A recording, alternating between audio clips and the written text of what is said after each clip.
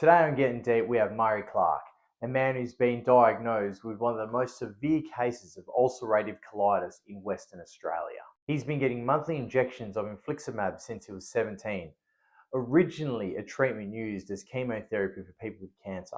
And with no end in sight to this treatment, he has an extremely positive outlook on life. So he tells us all about the treatment, the disease, and we got pretty sidetracked on this one. So everything else.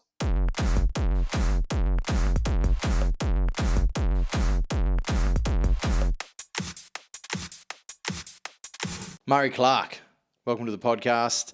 A man who's been on chemo for the last 7.5 years and also known as Muzz. And we're going to go into some deep questioning about what it's like to be on chemo as a teenager to an adult, right? Right. All right. I'm keen. Sick. So, Let's do it. first question, First question. why do you have chemo? Like, why do you have to get chemo? Because it's not cancer, it's Crohn's, right?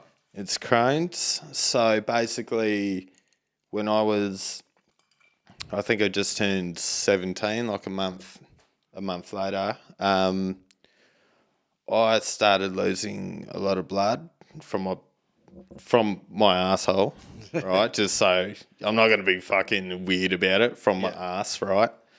Was it like, did you go and shit and then you were shitting blood? Only blood. Yeah. And I'm not. Like piss ass blood? Like if you're like diarrhea with blood? Yeah, but worse. I'm not kidding. Like pools. Dude, do you know like the Texas Chainsaw Massacre movies? More blood than what's in any of all the fucking movies, man. It was that bad. And it was to the point, like, I was too embarrassed to say anything to anyone because it's fucking weird. It's weird, and I'm 17, and I'm thinking... It's like, I've got my man period. Yeah, bro. I was like, what the fuck, man? What's going on with my butthole, bro? Like, but I didn't... Was it straight after getting fucked as well? Oh, dude. Always. Every night, bro. Every hour. Constantly. No, was there any like lead up to that happening, or just happened out of nowhere? Well, what would happen, funny enough, is I'd have ulcers in my mouth constantly, and I'm someone that can stress hell quick. You know, if I'm not in it's not in control, but if I'm not ahead of things, if I start getting lazy about shit, I'll stress, right? So that was my main issue as a teen, I was like... It's a pretty funny age to get like that, because I'm like that now. But as a kid, like as a teenager, I didn't give a fuck. Yeah, well, it's funny now, because now I like to be ahead of things that I've got to do. Like, if I know I'm going to have a long day at work... Prepare yourself. Yeah, for sure. Like, it's like a day or two before where I start prepping for that day that I know I'm going to have. If it's out of the blue, then it's like I'll just deal with it then and there, and I'll choose not to get stressed about it. Yeah. Because I feel like, okay, so it's like if you work a really shit job, right? But it's the only thing, dude, everyone's done it, right? If you work a shit job and you're stressing about it, all right, so say you're getting $17 an hour, right? You're a bricklayer and you forgot something or you didn't do something right. Is $17 an hour worth stressing about? No. Exactly. But you will. I get it. I had it today. So like, I've got this thing that when I go to the shops with the kids, the way I try to explain it to the kids is like, it feels like I've got 1,000 thoughts happening at once, but I can't hear any of them and I can't understand any of them. That's it. That is fucking to a T. Yeah. That's me at work. I start planning 20 different things that I have to do. Yeah. But you're not getting any of them done because can't even concentrate on one of them. So you just got all this crap going on that makes no fucking sense. I'm not getting them to a fucking T. That is it. And it fucking bothers me so hard. Yeah. And I know, I take like Barocca and shit, right, to help. Yeah. And there's days where I am really switched on and I'm focused. Other days where I do, Barocca, I take these mushroom drops. Lion's mane and shit? Yeah, that, right? That, I'll have that. And some days I'll feel it and I'll have the same dose every day. Some days I just won't feel it. Yeah. and I'm really curious about how that works. Yeah, I've tried a couple of them, like nootropics and stuff, to try and function them in my brain, see if it does anything. I didn't notice anything massively different, but I just kind of went about my day every day as normal. Yeah. So I didn't notice anything massively different. I think they've done it with like tests where they actually test people's like memory. That's the main thing for it. So I think there's like it's meant to work, but for the price of what it cost and for the not so obvious noticeability for me, I was like, maybe if I was hell rich, I could buy this stuff and be like, I know deep down inside there's a noticeable difference, but I can't see it. So I'm like, I'm not paying for this. Do you like ever sit there and think, like, honestly, I do this with any supplement, like, except protein. I know protein fucking works. So if you have a protein shake after the gym, I can notice You that. feel less fucked up the next day. Yeah, you're not in as much pain. Your muscles, and you do see the progress in that. But with, like, when it comes to mental shit, yeah, I think if everyone's wired different, right? So I don't think everyone's wired different.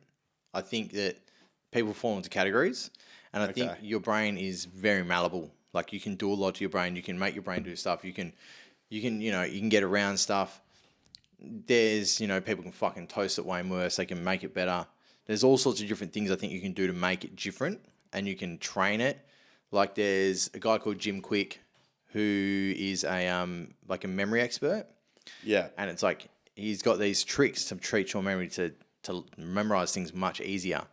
And I looked into what he did, and I was like, oh, I used to do this as a kid without even realizing that this was going to make my memory better.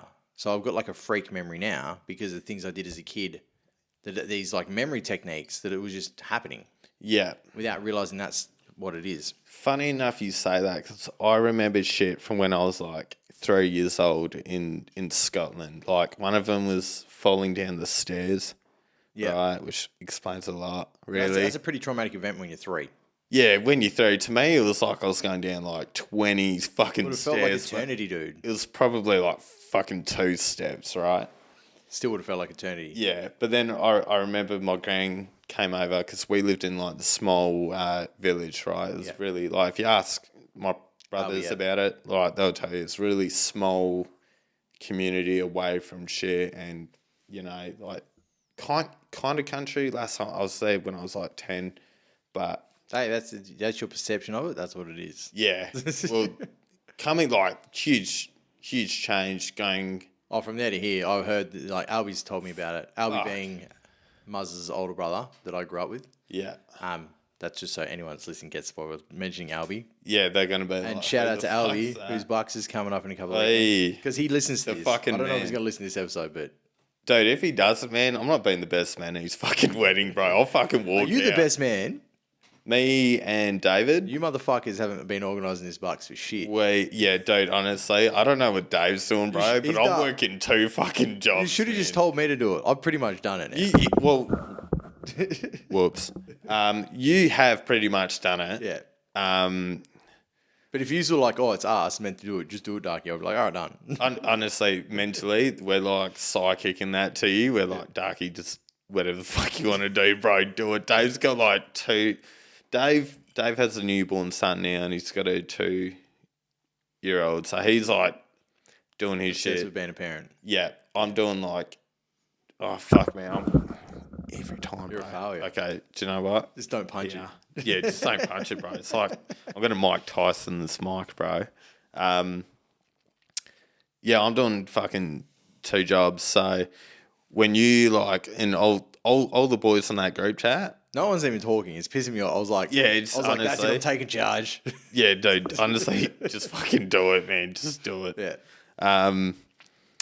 But yeah, Albie's my older brother. Do you know what I find hell funny? People that meet you're older because you're bigger than him. Yeah. Yeah. Right? No one thinks I'm his brother, or even like Dave's mates. Well, Dave and Albie look the same. Yeah. You don't look the same as them. Bro, I'm like the fucking black swan, bro. Yeah. I'm like the little ugly duckling that just fucking... And every cunt's like, are you fucking Albie's brother? Are you Clark's brother? And I'm like, yeah. Oh, what cunt? Get And I'm hell like, confused. look at the fucking nose, bro. Like, we've all got a fucked up nose, right? And it's like, if you can't tell from the nose, bro, fuck off. Well, we'll get back to shit and blood. Shit and blood. and That's blood. right. Heaps of blood. Wasn't painful, just so we're all on the really? same page. No. Was it like just like having like unpainful diarrhea? Yeah. Fuck. 2 AT. I lost 15 kilos in a span of 3 weeks.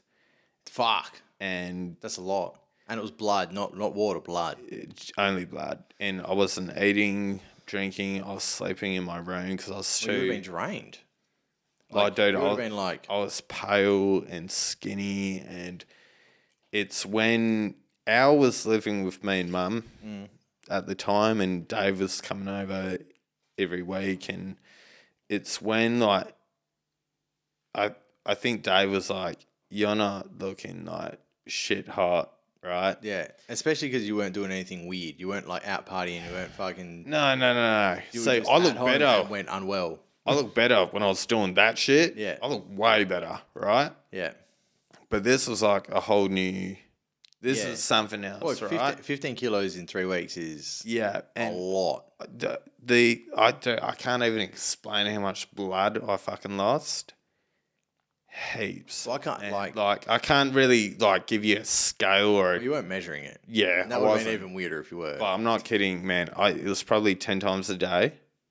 Shit. So you're pissing blood 10 times a day, shitting blood. There we go. Yeah, but, I mean, not pissing, just shitting, purely shitting. No, but I mean, like, right? it was like I call it piss ass when you got blood. diarrhea. So it's like shit blood. I had no appetite. You were squirting. I was squirting blood, bro. Right. But it wasn't enjoyable, right? It was So I can't imagine anyone being like, oh, you know, be sick. yeah, right. I'm just gonna go squirt some Wait, blood out bro, my wait. ass, boys. Like, bro, watch. Like, hell spraying, Just like, cunt. oh, this is my party trick, boys. Yeah, right. Squirting blood on the boys. Yeah, bro. Oh, bro. Do you know what's funny? I only made it gross, man. Like, me and Mum, we went to it was her, Al, and Dave that were like, You need to get checked. yeah. And because I was 17 and embarrassed, I didn't want to do it, right? I thought it would fuck off on its own time. But we went to the GP in Kwinana, and the doctor was like, he needs to go to the emergency, like, now. Yeah. There's no waiting, like, seriously. Like he's not well. Yeah, we're like, we're not going to call you an ambulance. Because you can drive in there because you get there faster. Yeah. So they were basically saying, they're like he's not going to... What they were trying to say is, like, he's not going to die today, but... He will. Take him to the ER now, right? So... You're not helping him by not. Yeah. Yeah. That was... Yeah. You know, that was summing it up lightly, but they were like, go to the Rockingham hospital. Yeah. So we went in there. Every nurse, every doctor they had, the best ones in there, they all came down to see me, and they were like, what the fuck, man? And Just like overnight freak show attack of something. it wasn't overnight. This is like over 3 weeks, but like... This is when it first kicked off. This is like the first day of being actually in hospital. And I'm someone that doesn't like the dentist. Yeah. To this day, I still won't go unless I really, really have to, like to pull out a tooth. Yeah. Never had a needle in me. Before that. Yeah. Yeah. Because I say you definitely had them now. Yeah, bro, hundreds. Yeah. Not needles you No, remember. do you know what? You would have had like Not hundreds. vaccinations and shit as a kid, like without you knowing. Year 7. Yeah. You know, maybe once when I was like 5. Yeah. You know. Like real young shit, yeah. Yeah, like shit you're not going to recall or count. Oh, no, I remember them. I'm Do ya? fucking scared as fuck of needles. I remember my year 7 vax. I don't remember a needle in me before then, so I used to be hell shit scared. But I'm still scared of them. They still gross me out, man. They're still like, if I go and get my bloods done, I don't look. Really? Can't look. I don't want to. Why is that? Is it the blood or is It's not the blood. I don't give a fuck is about it blood. the feeling knowing there's something metal Yeah, man. in something very delicate? No, it's just it's just metal bars pointing. Yeah, nah.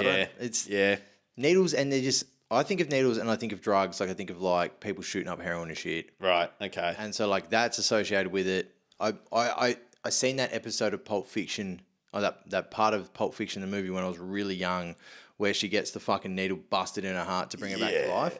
I would have been like, is that the? See, I'd rather that than like in my fucking hand. Oh yeah, but like I think just the imagery. I've watched it since, and it's nowhere near as bad as what is still in my head. Right. Okay. But like I think it was like 6, maybe 7, possibly 8.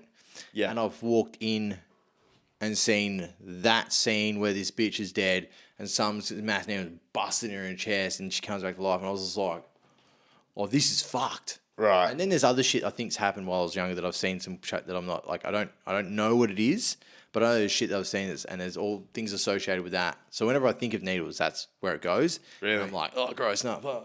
So I just can't.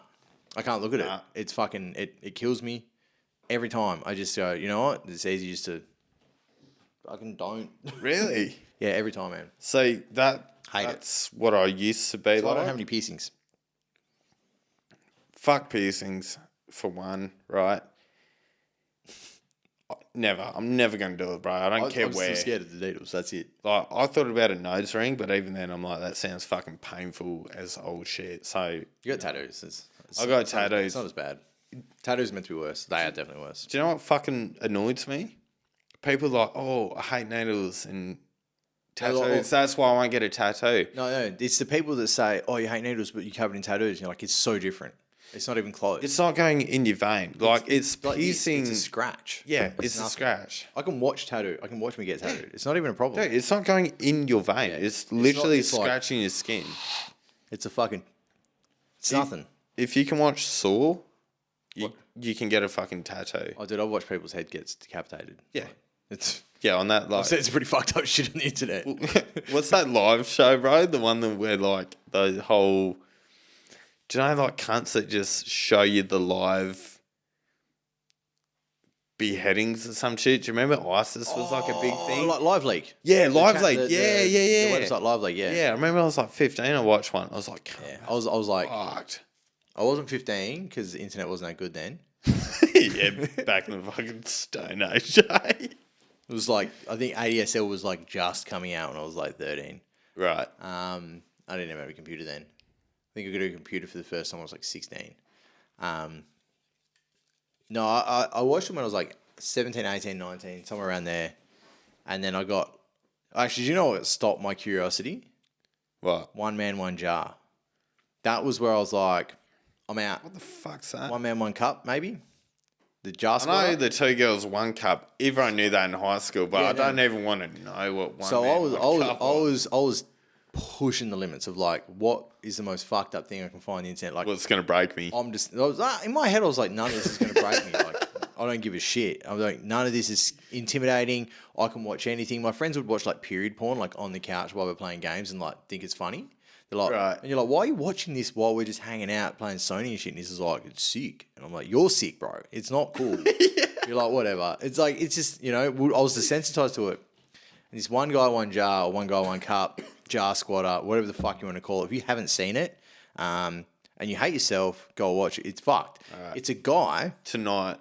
You would have seen memes on it. So it's a guy, and it's zoomed in on like his fucking dick and his feet and shit. And there's a fucking glass on the ground, and he squats on it, and then he gets it in his ass. He gets his glass cup in his ass, and he's just getting it in there, and then it just smashes. No, I have heard about. I haven't watched it, but I know exactly what you're talking about because cunts in high school. Yeah. Do you know how you pick your shit class in high school that you don't care about and you just want to be on your phone? Yeah. Every No, I cunt. didn't have phones in high school, dude. Yeah, because you cunts are back in the Stone Age, right? I had a fucking Sony Ericsson that was like this big with a fucking antenna. Nokia, bro. No, dude. Nokia was the upgrade. I got a Nokia in year 12. Like a Nokia 3310 in year 12, dude. No, actually, no. I got Did that. you go to school in Safety Bay? Or? Safety Bay, yeah. Yeah. And then year 12 went to Warnborough. So I had a Nokia 3310 in year 11.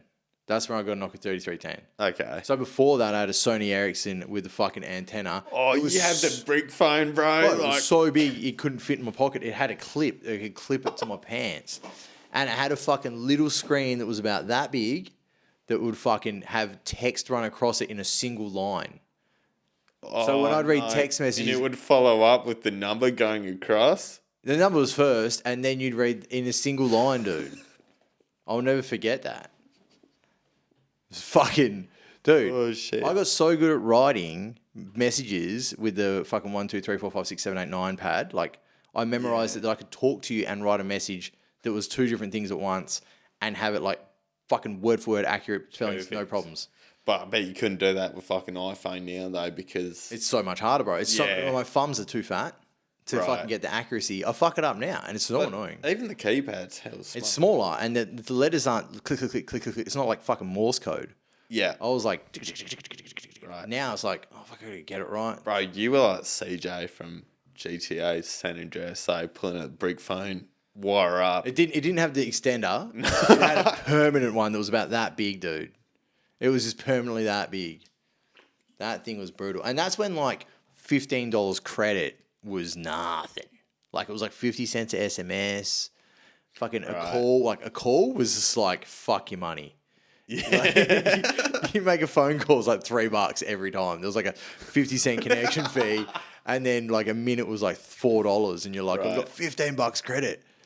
But there was like, I think it was 15 minutes free after 9 o'clock. Because in year 9, I used to call these chicks that were like, and we used to like, it was like, oh yeah, we'd talk for 15 minutes and hang up and call back. And then I managed to fuck it up a few times and like bin my credit. And I was like, oh no, now I gotta make my money. So I don't know what happened back then. Did they just cut the call when you've hit your limit? Yeah, dude, just nothing. And then you had nothing. And you're sitting there talking to someone you didn't know. Off. And then you couldn't send a message, you couldn't do anything. There was nothing. And Bro, you couldn't even make the free 15-minute calls after that because you didn't have any credit to start the call. Yeah, because they knew they weren't going to make any money out of you for staying on the call for too long. Fuck, so you had to have at least you got hell dogged. Bro, I got resourceful, man. I got real resourceful. We used to have payphones and you'd do 1-800 reverse, right? Right. And so you'd go to... I don't know what the fuck that means at all. Okay, I hear that shit a lot. I do not know what the 1-800 shit's about. So, you know, you've seen the payphones, yeah? Payphones, yeah. So what you could do is you could call someone off a payphone and do a reverse charge call. So you type in 1-800 and then reverse... And then it would call and you get to say a little voice message saying like, hey, this is so-and-so, can you please answer? And then they'd answer, but it would cost the person that answered their telephone company like $5.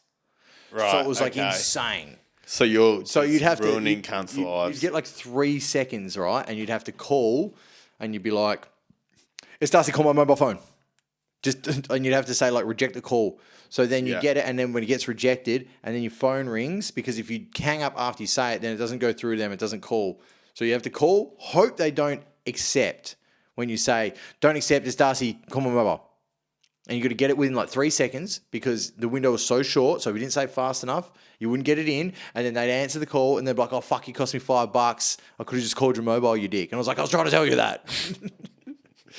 So I'd have to like call my mum with shit like that. Oh, that's such a ghetto fucking like. Dude, that's how it was, yeah, hey? dude. Well, I'm sure fucking Albie and Dave have done that. Dude, it was Rocco kids for sure. Everyone knew that. That was the hack. Like you got to call up real fast, say it, and then don't answer it. Because if you were like... Didn't the PCYC next to the skate park, they had like a fucking... There was a phone booth near... There was phone booths everywhere. Yeah. They're everywhere. Now, bro, that's nothing. You haven't seen it like... You don't need it. Everyone's got a fucking... Homeless people have phones, man. Phones get thrown away. It doesn't matter. It's amazing they have phones, considering how homeless they are and how they don't have money. A phone isn't expensive. You can get a fucking secondhand phone for fuck all. I bought some piece of shit the other day because I smashed my phone on the weekend. It was cheaper to buy the piece of shit than it was to repair my phone. It was $297 to get a new screen on my phone. It was $150 for this brick shit. And I was like, I'm drunk. I'll take the brick shit. Give it to me. I'll put my SIM card in it. I'll fucking deal with the problems. And then I'll go get a new phone on a plan for fucking free and I'll pay it off. Yeah, see, that's what I've done. I pay $100 a month for my iPhone 12 that I've had for like 3 years now. Yeah. I'm just like, it's not really fucking worth it. I'd rather just a piece of shit phone that I can do the same shit on. Nah, dude. That it's right there. That thing sucks. My phone that's Fuck's good. that? I've got a Pixel 7. That's my new phone.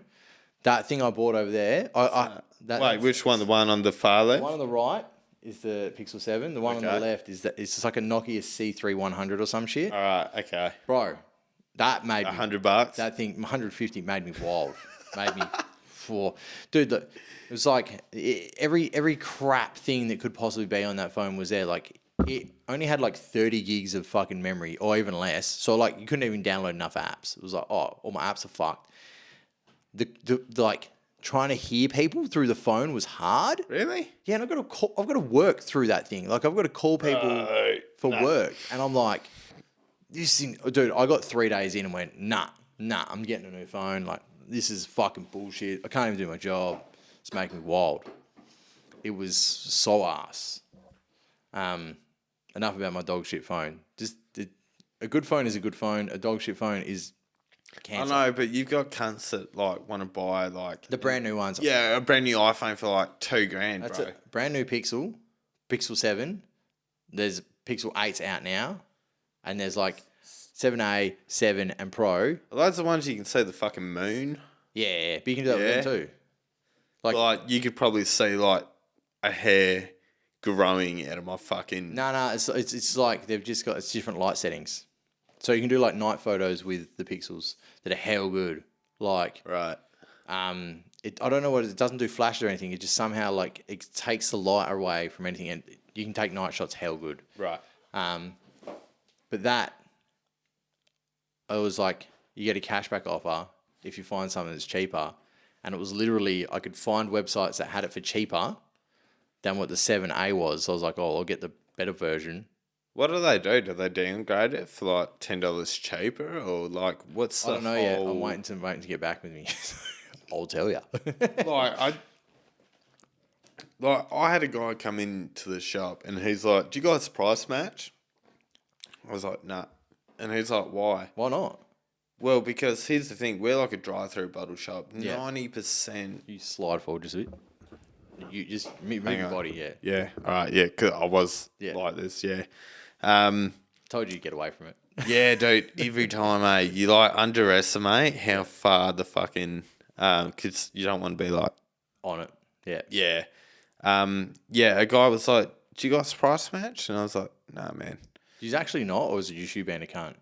No, honestly, we don't. Okay. Purely because of the convenience of the location. Yeah, because it's a naval-based drive-through fucking yeah, labour piss shop. like regardless, if we didn't price match, he was going to buy that anyway. Yeah. Because he's not now going to go to Fucking Dan Murphy's in Kwinana or This is his drive home 4-pack. yeah. It's like we're just here for like a stubby or two, or if you want a carton and you can't be fucked going somewhere cheaper. We're there for your convenience. We're not there to. It's. I know. You I'm mean. not like incriminating myself, but it's not like. Well, it's the company's policy, not yours. Yeah. Because I'm sure if it was, If it's seriously, if you price matched at the shop, if the shop price matched, you'd do it because you're like, I don't give a fuck. if we were a lot bigger, Yeah. for sure, Yeah. you know, but liquor barons anywhere, we are not a price matching franchise, Yeah. and even then, every liquor barons we are all independent. Independence, yeah. We're just under a franchise Yeah, name. because that just helps with the buying power. So, but you can still bring in your own products and stuff. Yeah, it's the same as like old celebrations and shit used to be. So it's really fucking annoying when people are like, "Oh, I've seen this on your website." A bloke did Dude, this. that's bullshit. Because I went on the website last night. Yeah, and you've probably seen 10 things that we actually don't have. No prices on there. There's no shop on there at all. Yeah. There's got our brands, and the brands are the basic brands that everyone has. Well, see, a guy came in 2 nights ago, and he was like, "Oh, hey man, it says you guys have this like purple liqueur." And I do all the ordering at the fucking shop. I know what I get in. I know what I have. I know where everything fucking is. I was like, I'm telling you right now, bro, I do not have that. And he's arguing with me like I fucking had it. Yeah. And I was like, dude, I'm not going to repeat myself for a third time. I do not have this. I'm the only cunt that does the ordering.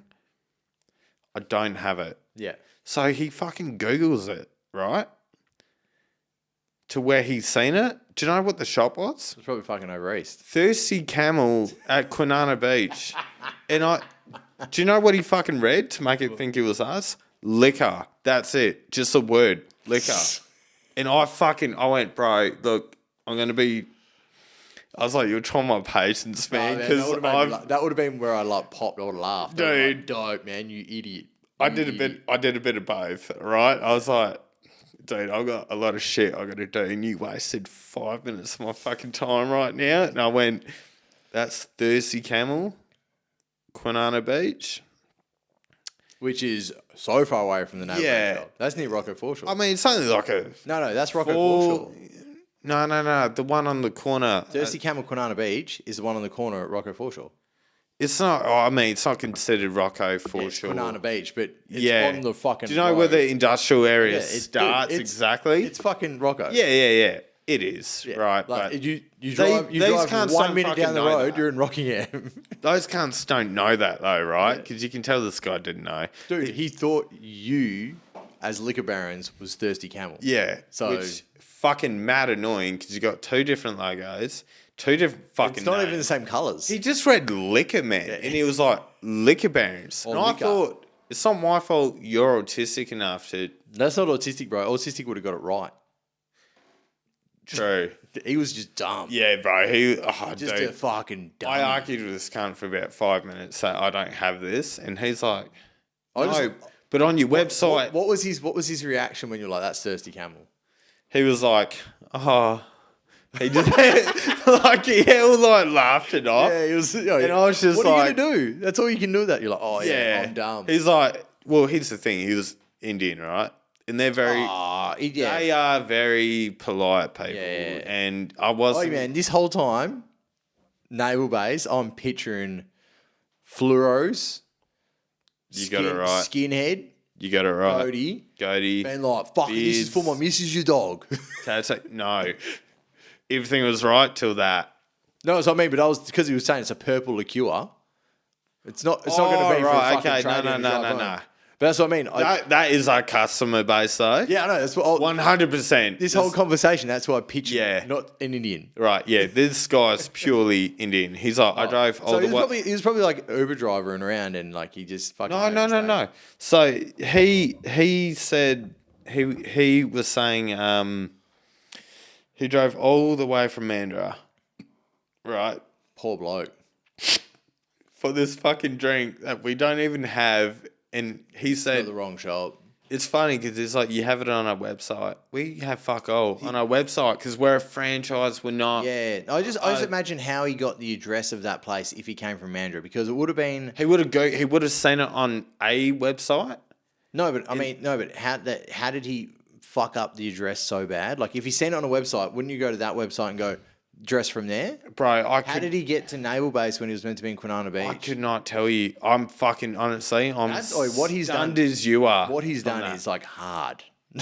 Like He went full retard, bro. Is when he went. he Dude. genuinely did something that was difficult to do. He fucked up in such a way that was hard. It wasn't like driving home from work. He's gone out of his way to fuck up that bad. Dude. And he's gone further. He's gone further than Quinana Beach. Sorry, this was on fucking Tuesday, right? Now I had chemo on Saturday, and could you imagine my fucking response to that? Oh, you wouldn't have been in the Dude, greatest of feelings. I fucking swallowed it, and I was like, "That's all good, man." Thirsty Camel, right, is a 4-minute 15 drive. minutes out. Oh, it was only 4 minutes from there. Yeah, it's only 4 minutes from us. We're like right next to. Yeah, I know where you are. You're on Sock Road, main road there. Yeah, it's not that. The one next to Cross Road from Delhi. It's like a 5 to a 10-minute drive. I would have man. said 10 with traffic and lights and all that shit. Oh, actually, Not no, because at you're that like it's time not at that far, night. yeah. I was at Yeah. night time as well, yeah. Yeah, so this kind of came at Probably is 6. like 5 minutes, yeah. And I was just That place like, wouldn't have been open if it was night. yeah, but see, they're not really a good bottled shop. I'm not like throwing a dig, but they're No, not. but they're an after work bottle shop. Not like ours. No, that's what I mean. Thirsty Camel's like an after work. That one on that Yeah. corner is like an after work I'm bottle shop. amazed they make money, bro. If I'm being Do you know honest. they'd make it all from that one fucking plant across the road? Yeah. They'd come out for work, pop in, and anyone that's like going fucking hanging out at that beach there, that's it. That'd be their No whole one customer. does, man, except the junkies that hang No, around. it's a dogging spot. Don't, look, I'm not going to lie. It is a dogging spot. Yes. I only say that, bro. You've been out there a month dogging. ago. I've been there, I've done it, done. Yeah. That's it. Yeah, so It is a very... so you went out there dogging. yeah. Oh, For sure. And do you know what's funny? why? Who? What? What? How? You don't have to tell me who, but All right. what made this happen? A mate hooked me up with one of her mates, and her mate's 45, right? Yeah. And I thought, this is going to be chill because I'm 24, she's 45. It's not going to get weird. Oh, except for fucking in a car park in Kwinana Beach. Well, I wasn't in the car, bro. It was on the fucking grassy bit, you know, where the fucking bushes are, bro, where you go hell into the shadows. Did you get some people to watch as well? Or? Well, there was a cunt at the toilet. I don't know what the fuck he was doing. He's probably like selling gear or something. Yeah, bro. Do you know what? She said that halfway through, and I was like... he's tossing off. Yeah, and I was like... She would have loved it. That's foul. Yeah, bro. For sure. She's like, oi, check out that bloke. And you're like, I don't want to think about dudes while I'm fucking. I fucking ignored it. I was like, all right. Like, I didn't say anyone, so I'm like, okay, cool. That was it, you know? But, So he went and nailed some 45-year-old in the shadows of the park. look, I'm not going to lie. Not my proudest moment. I don't know, man. She was it's a good hell story. weird. She was weird. She probably, I don't know what to say about this. Look, I don't know where to go. It's look, a good story. I'm not... It's a good story. I'll tell you the whole story after, bro, because I don't want to, like, incriminate myself to a fucking degree, okay? But a lot of things have happened after that one Experience. Yeah. Yeah. Like a lot has happened, and I'm not gonna lie, bro. I was like, dude, come on. Well, let's pause it here so I can get a drink. I need to pay. All right, pause. And we're back. All right, so let's get back to the sickness. The sickness, The sickness. right? Down with the sickness. Yes. So, Pearson Blood at hospital, went to the ER, Yeah. and then is that when you found out when you're in the hospital and you had all them doctors and shit coming? That's when you found out. No, so this is like the first night in where we had all the doctors there at the Rockingham Hospital in Coolingap. Yep. Woodbridge, whatever the fuck you want to call it now.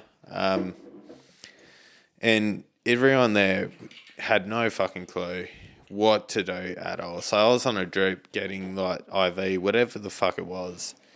And that's the first time I had a needle in me, right? Yeah. Now my arm was tense like that because I never had a needle in me. Freaking out about it. And I didn't want to bend it, right? And it was like right where your bend is. So I'm obviously freaking out. And the nurse is like, no, just chill. And she's like trying to bend my arm. And it was like an arm wrestle, bro. But I had no fucking like strength. So she's just like bending it like it's nothing, cunt. And I thought, oh, that's not good. Yeah. Right? So then the doctors decided at 6 p.m. and this has been going on for 5 hours. Yeah. They didn't know how to stop it. They didn't know how to. Because you were still shitting blood. Yeah. Yeah. They had no fucking clue at all. When you got there, were you real honest about it? Like when you went to doctors, you were honest about it, and when you went to the hospital, were you pretty honest about it, or were you still kind of like, oh? I knew when the GP she said, you need it. Like she didn't look at my mum because my mum was there. Yeah. I was like 17 and my mum dragged me there. Yeah. Because I eventually fessed up to her and I said, Mum, look, I showed her the fucking toilet before I flushed it. And I'm not kidding, man. Her face. She would have fucking died. She went pale. Yeah. Right? Because fucking, that'd be pretty chaotic to see. Yeah. And then she's told Dave and Albie and they didn't really give me an option. They were like, you're going. Right? And they said, if you don't go with Mum, we're going to take you. Yeah. And it, like, you're not. Just fucking do it. Yeah. Yeah. There's no option, right? Which is, it's good. It wasn't a bad thing. It's Lucky they gave a fuck. Yeah, honestly. I'm not gonna lie. Me and my brothers, we're all very different. You know that. Yep. A lot of people do if you know us. But we are very close in a way that's not seen. You know, you won't see us. You never see us all together. Yeah. Right. Well, but we are. I will in a couple of weekends. In a couple of weekends, on the rare occasion that it's a wedding, right? But we are very close, but we are very different too. Yeah. But that is like the one time where we were very all my mum, brothers, we're all very together. On the same plane. Now the fucky thing is about that, I'm the only cunt that didn't take it seriously, right? Yeah. And I look back on it now and I think 17, dude. 17, right? But same time, I'm like, let's be honest, 17. If I dealt with that sooner, my life would be totally different now. Yeah. But I don't regret it. Yeah. So I mean, where I'm say soon, you had like 3 weeks, 3 weeks, but it's like if that got caught sooner than what it did, outcome could have been very, very, very different. Could. Right? That's what I focus on, could. Yeah. Right? Because doesn't mean it is, could. To me, I never seen a lot of people try to make it a victim thing. Yeah. Do you know what I mean? I know you're definitely not that. Dude, I hate that shit. Yeah. I hate people like, oh, you're going through chemo.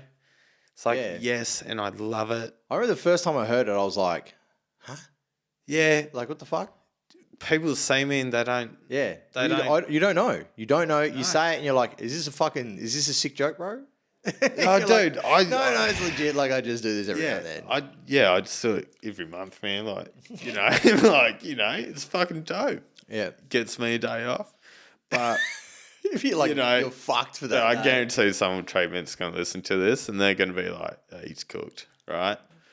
But so what's ended up happening is doctors don't know what the fuck to do with me. Yeah. So I get sent to Murdoch at Fiona Stanley, where the specialists are for the guts. Yeah. And,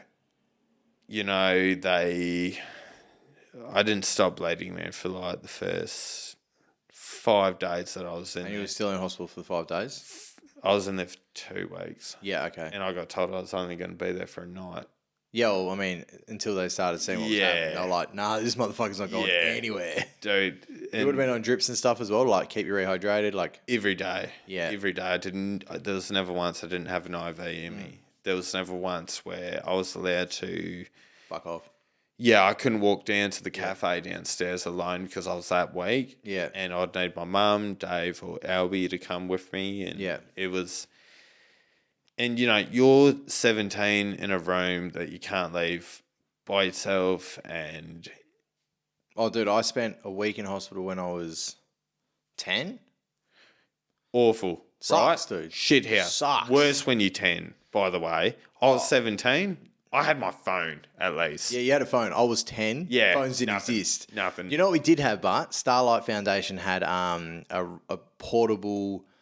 Super Nintendo situation where it's like a TV and a Super Nintendo. That would have been dope. But it was shared across the whole kids ward. So like, you got to share like an hour each or something, like 5 minutes each. Pretty much like if someone else wanted it, and like I was a nerd as it was. Oh no! So I was like, you can't just hog it all day because I would have just caned that thing all day if I could. Oh, for sure. There's nothing else, dude. You got TV, and TV. It was daytime television, so I was like, right. I don't know if you know these shows exist, like Ricky Lake and shit. Yeah. Yeah, that's like what was on. Like, right. Yeah. Nothing that mattered. Days of Our Lives and Ricky Lake and shit. And you're like, man. Neighbours. No, that's night time. That was 6 o'clock. Night time? Yeah. It might have been daytime TV when you were like old enough, but like when I was 10, that wasn't daytime TV.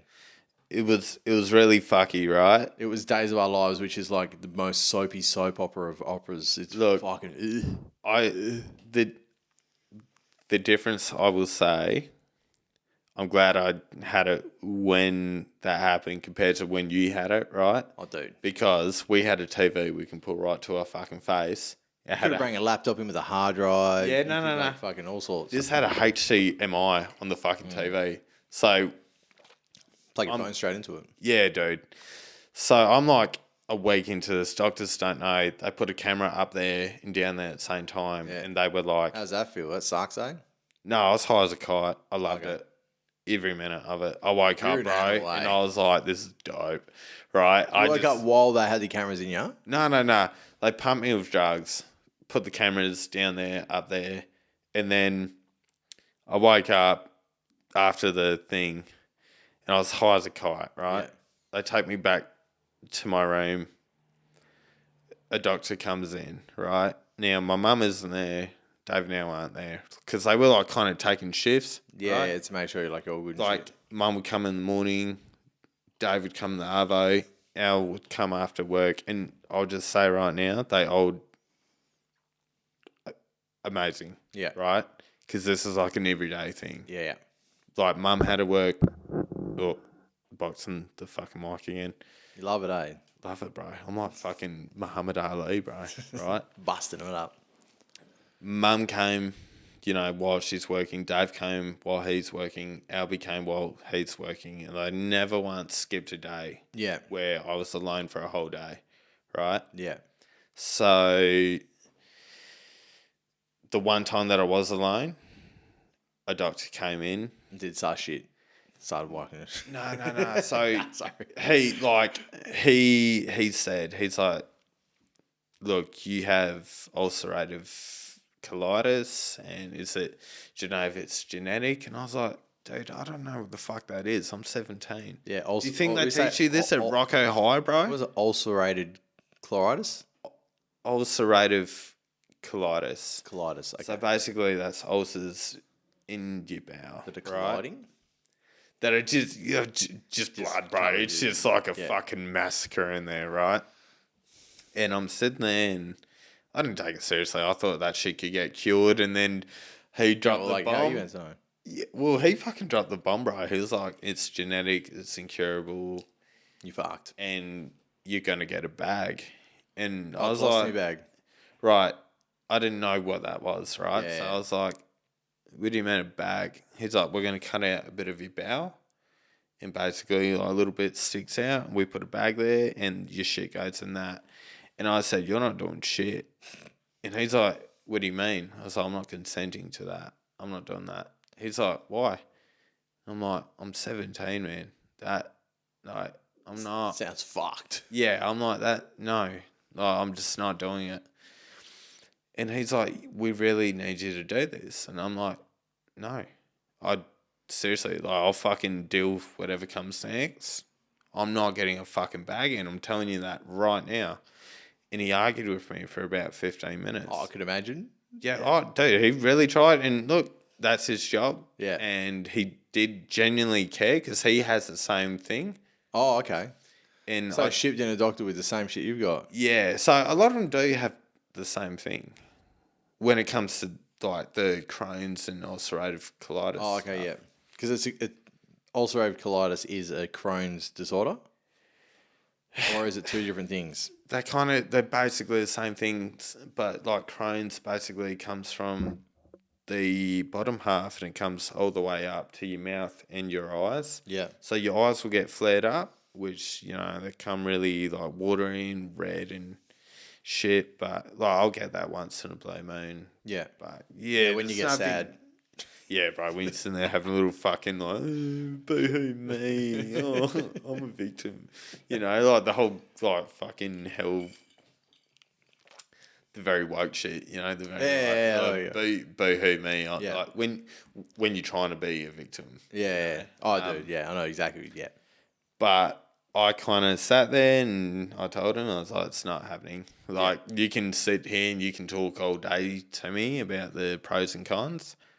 I'm not doing it, and that's it. Yeah, like he's got to sell it, and it's going to be really hard to sell. Like, Yeah. like you said, He was not going to sell I that. couldn't imagine being 17, being like, oh yeah, I can't poo anymore. I've just got a fucking shit bag connected to my gut. Yeah. Dude, I couldn't even like now. If I had to be told that, I'd be like, there's got to be another way. Dude, if they still said that to me now, I'd be like, no, Yeah, I will deal with consequences. You're literally of doing saying no. chemo for 7 years. Like, I'm Yeah. not going to colostomy bag. I'll do everything Yeah, else. I'll do everything but Nuke my body, dog. yeah, bro. That was exactly it. So he fucked off for a whole day. And then he's came back in the morning and no one's there. Yeah. Right. So I told my mum after, like, doctor came, they want to cut open my bowel, put a fake one in with some shit hanging out. And I told her, I was like, I'm not fucking doing it. She's like, as a mum would, stress out. You need it, mate. Do it. Yeah. Please do it. And I was like, I'd rather shit blood my whole life and die from it than fucking get a bag. I'm not getting a bag at 17. Yeah. There's just, no, I'm not doing it. That's the consequence of it. Cool. I don't care. Yeah, I'll die on this sword. Yeah. It's like, this is my shit and I'm going to, if I'm playing this fucking game, I'm doing it my own way. I'm not fucking sitting there. I'll play hard mode. I'm down. Yeah. Like, bro, I'm playing Dark Souls here. I'm not fucking out here, dude, doing some Bloodborne shit, dude. Yeah. Fuck off, right? So next morning he comes in very early, right? It's like 8 o'clock. I'm knackered in bed. And he goes, look, the other option is chemo. You are above the age of 16, which means it's really up to you to do it. And I was like, well... So just so I've got a bit of an idea here, right? Colostomy bag doesn't fix it either, does it? So nothing can fix this at all. Yeah, nothing can fix it, right? He says incurable. Yeah. So it's like you've got one of two choices. It's fucking a colostomy bag or chemo, which to me, with my limited dumb knowledge, is very different. It's two very different paths. One of them is just bypassing where it goes, and one of them is fucking trying to destroy everything to kill it. Yeah, it very much goes. So it's very different. Like it's weird to think that that's an or. I'd understand if that was an and. Yeah, but not an or. Well, his thing was I was like one of the worst cases in the country because he showed me a picture of my colon and my bowel, and it was all blood, all of it. Yeah, intestines. Well, I mean, you've been shit out. You knew what was going on. Down here, pure blood, all of it, just blood. Before you started shitting blood, did you feel anything inside to make you notice it? Like, do you have hell bad heartburn or something? Nothing. Did your body like burn? Absolutely not. I had ulcers in my mouth, but I assumed that's from stress, right? Yeah. So I didn't really take any, like, I took antibiotics, but that's the shit that kicked it off. Yeah, because it's trying to fight it, and then it can't fight it because it's an incurable disease, so it's just fucking starts killing everything else. It's trying to fight that. It was that triggered the whole thing. Yeah. Right? And then I was just... It got me to that point, and I told him, I was like, I'll take the fucking chemo. Like, you know, and in my head, I'm like, it's going to be a few months. It would be a few hard months, right? What did they say? Like, did they give you a timeline of chemo, or they were just said chemo? They just said chemo. There was never a timeline on how it's going to work, why it's going to work. It was just like, this is a new medicine that's been going on for the last 15 years, and it's worked for people, and some people it hasn't. And I'm sitting there and I'm like, well, if I'm a chronic case... Yeah, like you're one of the extremes. Yeah, I'm like the cunt up here. I'm not like someone that's bleeding a little bit. Like, I've lost 15 kilos in 3 weeks from blood loss. And he was like, look, we can't guarantee it because we don't know enough about this medicine yet. And I sat there and I was like, well, I'm not getting a bag, so... Chemo it is. Yeah, I told him, I was like, go get the fucking chemo, right? So, no shit, this took 3 hours. They organised this shit in 3 hours. But you got chemo 3 hours after? After that. It takes 2 months to organise and to make a batch of it, right? And you got it 3 hours after? I got it in 3 hours, That's man. wild. It's like they had it prepped for you. They thought I was going to die. Like, my mum thought I was going to die. I lost that much blood. And the amount of blood they see me lose, So they were like, yeah, we need to fucking pump this blood. Yeah, they're like, we need to... They did stop the bleeding, but even my levels, man, were like... You would have been toast. I wasn't like in the ICU or anything, but they were like, Worried you were going to get there. Yeah. I see you like you're induced coma. Yeah. You're like, you're, For sure. you're dead. Yeah. Like, And I was like, again, I still wasn't taking it seriously. I thought I can handle chemo, right? And funny enough, I look at it in chemo now from when I was 17. I think chemo is a huge thing when I was 17. Huge. it's still, thinking of a 17-year-old having chemo is huge. Right. Massive. Were you still in school or are you just out? I got kicked out of school. Okay. They did not want me there. Yeah. At all. And I didn't do anything bad. They were just trying to push me out. Yeah, because you didn't want to follow the rules. Happens. What's not even that, man? I just like, I'm not learning anything. I'm not getting not attention, but I wasn't getting. You're a rocko, man. It's fucked. All they want you to do is do a trade. That's it. They're like, do a trade, do a trade. They sent And me. you don't do a trade, they're like, you're a piece of shit, get out of here. They sent me into an Aboriginal course. Yeah. I'm not Aboriginal. That's how bad that fucking was, right? So I told Rocco, shove it up your fucking ass. I'm not coming back. So I didn't know what the fuck I was doing between 16 and 20. I fucking had no plans. So I was just drinking, gaming, smoking weed, just doing what every other fucking person does. But it's when I got hit with that news, they were like, you can't drink, you can't eat this, you can't smoke, you can't fucking... There were so many fucking rules. Yeah, it's pretty much like, don't live. Just get chemo and suffer. Yeah, right? So I sat there and I was just like... my mate was having his 18th and I was 17. And I just told my mum, I was like, I'm going to that and I am going to drink. And she was like, all right, but just be careful. Yeah. Right? I got fucking hammered that night. I had a great night. Bro, I didn't care. Dude, I had diarrhea, but it wasn't blood, bro. I didn't give a fuck. I was like, that was dope, right? I got stoned as fuck that night. That was the shit, dude. And I thought, doctors talk shit. Yeah. Because only you know your fucking body, right? Yeah. And you'd already went through hell, so you knew you could push it, I guess. Or you would have found that after that if you could or you couldn't. I had 3 doses of chemo by that time, right? So you're 3 months after the hospitalisation? In like a 4-month period. Yeah. 4-5 month period. And the really fucky thing is, right, I had to sign a form because I'm above the age. To say you wouldn't do that bullshit. No, to say that I agreed to chemo and the consequences of it, right? And no one, not Al, not Mum, not Dave, knew that I said yes to chemo. Really? And you're under 18, which Under- isn't even a legal fucking sign. Under 18, yeah. Wow. So what ended up happening was they started pumping it like... So did they know you were getting chemo, or you signed it, it happened, and they didn't even know at all? No one knew. So they'd come back to see you and you were getting chemo, or you'd had it? I was like basically like a fucking something from The Walking Dead, bro. Like I was like a shadow of who I was. You knew me as a kid. I was a pretty bouncy fucking, Yeah, you're a kid.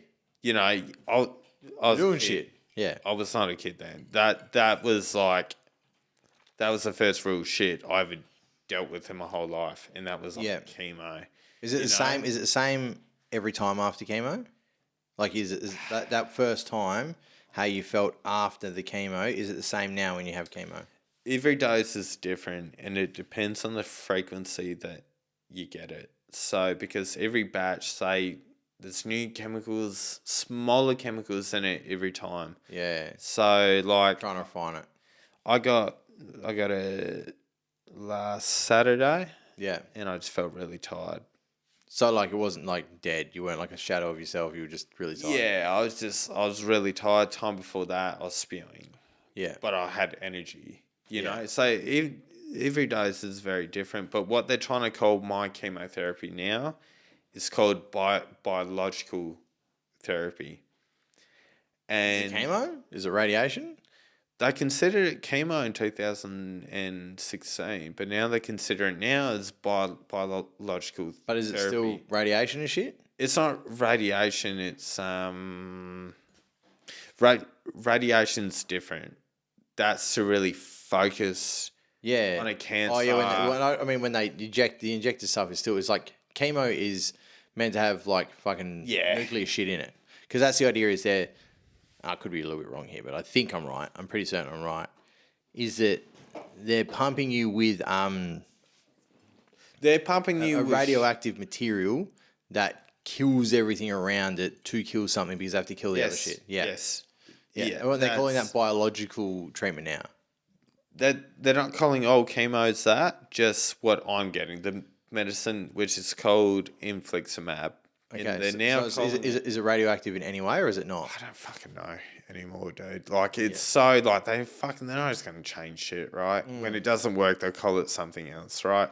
Yeah. But I got told at 17, it's chemo. And now I've always called it chemo from that, you know? Yeah. But since then, I've heard it called biological therapy because it's your genetics in your body.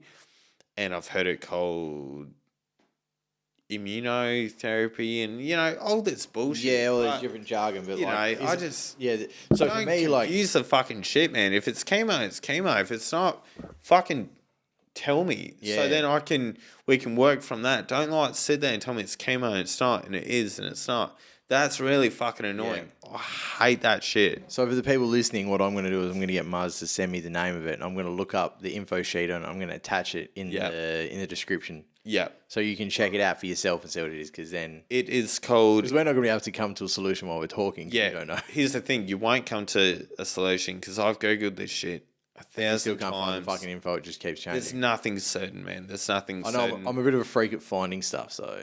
Well, We'll see how it if goes. you can do it, man, please do it. But basically, let's call it treatment, right? Yeah. Instead of calling it chemo, because fuck knows what it is now. It Like every month you go in, you sit in one of those lounge room things. They pump you full of shit. they pump me like just jam. I get it for an hour, but I get it quick Yeah. because they know I'm on a schedule. I gotta You're I gotta go to work, and I gotta I've got a lot of shit I've got to do during the day. So they were like, all right, yep. I've got to sign a form to say I consent to leaving hell early. Yeah. They make everyone else wait an hour, but I've Yeah. been there for 7 years. And I tell them, it's like, I'm just going to walk I'm out. out. I'm not like, Yeah. I'm not, I want to go home. Yeah. You know, I do tell them that. And they, sign a form. Only I do that. Out of everyone there, Yeah. I get the same nurses, man, for the last 7 years. And I've asked every one of them, I say, do you ever see anyone coming off this? And they're like, no. They say, not in your case, and you're the only fucking case. Yeah. And I've sat there and I've told every one of them, I was like, you watch one day, I'm just not going to come back. Yeah. And not in like a like I'm going to fucking die, but like I'm going to win. yeah, like I'm not even a win. I'm just not going to get it anymore. It's not even like a fucking chemo. The thing with chemo is that people try and make you a victim from it. Yeah. You tell people that. Well, a lot of people want that sympathy when they've got something like that happening. You know, a lot of people, like, you see it a lot more. You probably don't see it like I see it. Like, nowadays, right? Because you're 25 now, yeah? 24 turning 25. 25 and 23? 24. Okay, so... 25 and 24, but I'm 24 now. Yeah. Just to fuck people up completely. There's a couple of numbers, 24, Ruin 25, their 25, lives. 26, 20. It's some Matrix shit. So, like, when I was younger, when I was, like, your age and just before that, no one spoke about any kind of, like, mental illness or anything. Like, if you were sick or you were, like, tapped, like you were unwell in the head or anything, it was like, shut the fuck up, keep it to yourself. Like, that was a pretty standard thought process. Not that that's a healthy process, right? Yeah, for sure. But it was like, no one cares. Fuck off with your depression. Fuck off with your... Everyone's like, you're a fucking pussy. You're a victim. You suck, right? Yeah. Now, everyone's like, oh, yeah, it's good to talk about it. It's good to get it out. It's good to solve it. And now that has brought along the victim era of people that fucking... just, I've got this, so you should give me concessions. Yeah. I've got this, so you... It's like, shut the fuck up, man. Like... Okay. You've got it. Cool. I'm real glad you fucking brought this up, Everyone's man. got something, man. I'm so happy you fucking brought this up because So many people made me out. They were trying to convince me that I was trying a to put victim. you in the spot to make you feel like the victim when Yeah. you're like, dude, I'm fine. Fuck off. Now, I'll tell you, and this is like some skid shit, right? I'll tell you and everyone that listens to this podcast, I fucking love getting chemo. Every second of it. Well, it's the only way you can it's the only way you can make your life great is like, you know, you're getting it. If you're going to dread anything even you're going to that. do, actually, do you know this? There's a saying, a Mark Twain saying. Do you know who Mark Twain is? Yeah. Okay, so I've taught my kids this, every single one of them. I live by this fucking rule, and it's eat the frog. Is this a scorpion and the frog going across the river and the scorpion? No, this is a totally different So it's one. like, eat the frog. If your job is to eat the frog, the first thing you must do every day is to eat the frog. Right. So it's to do the hardest thing first of your day. Yeah. So then the rest of your day is easy. You don't have to worry about anything. Yes. If you just love the hardest thing, you do it, and Yep. you're stoked about it, everything's better. That is exactly the mindset I have. Yeah. I get it at 8:30 in the mornings. I won't do afternoons because the trains and that are fucky as fuck, and I don't want to be around people after getting it because you're on the train with people. Well, you do toast it after getting it, right? Yeah, that's what I mean. You're very immune to literally fucking anything after getting it. So I don't really want to fucking be on a train Full of next to fucking cunts sick that are- motherfuckers. yeah, like junkies and shit on the train, bro. I don't want to fucking sit there. You're more likely to get junkies in the middle of the day than you are on peak hour with all the other fuckheads. Oh, bro, in fucking South Freo. Oh, dude, If junkies are on the train all you day, fucking every day. breathe in there just by yourself on the street, bro. You'll get fucking AIDS, man. Yeah. But the thing is that I love getting it because it gets me a day off from everything Yeah, in my life. No one texts me. I tell people, do not text me, do not call me. Yeah. I tell work, I don't give a fuck if someone has died.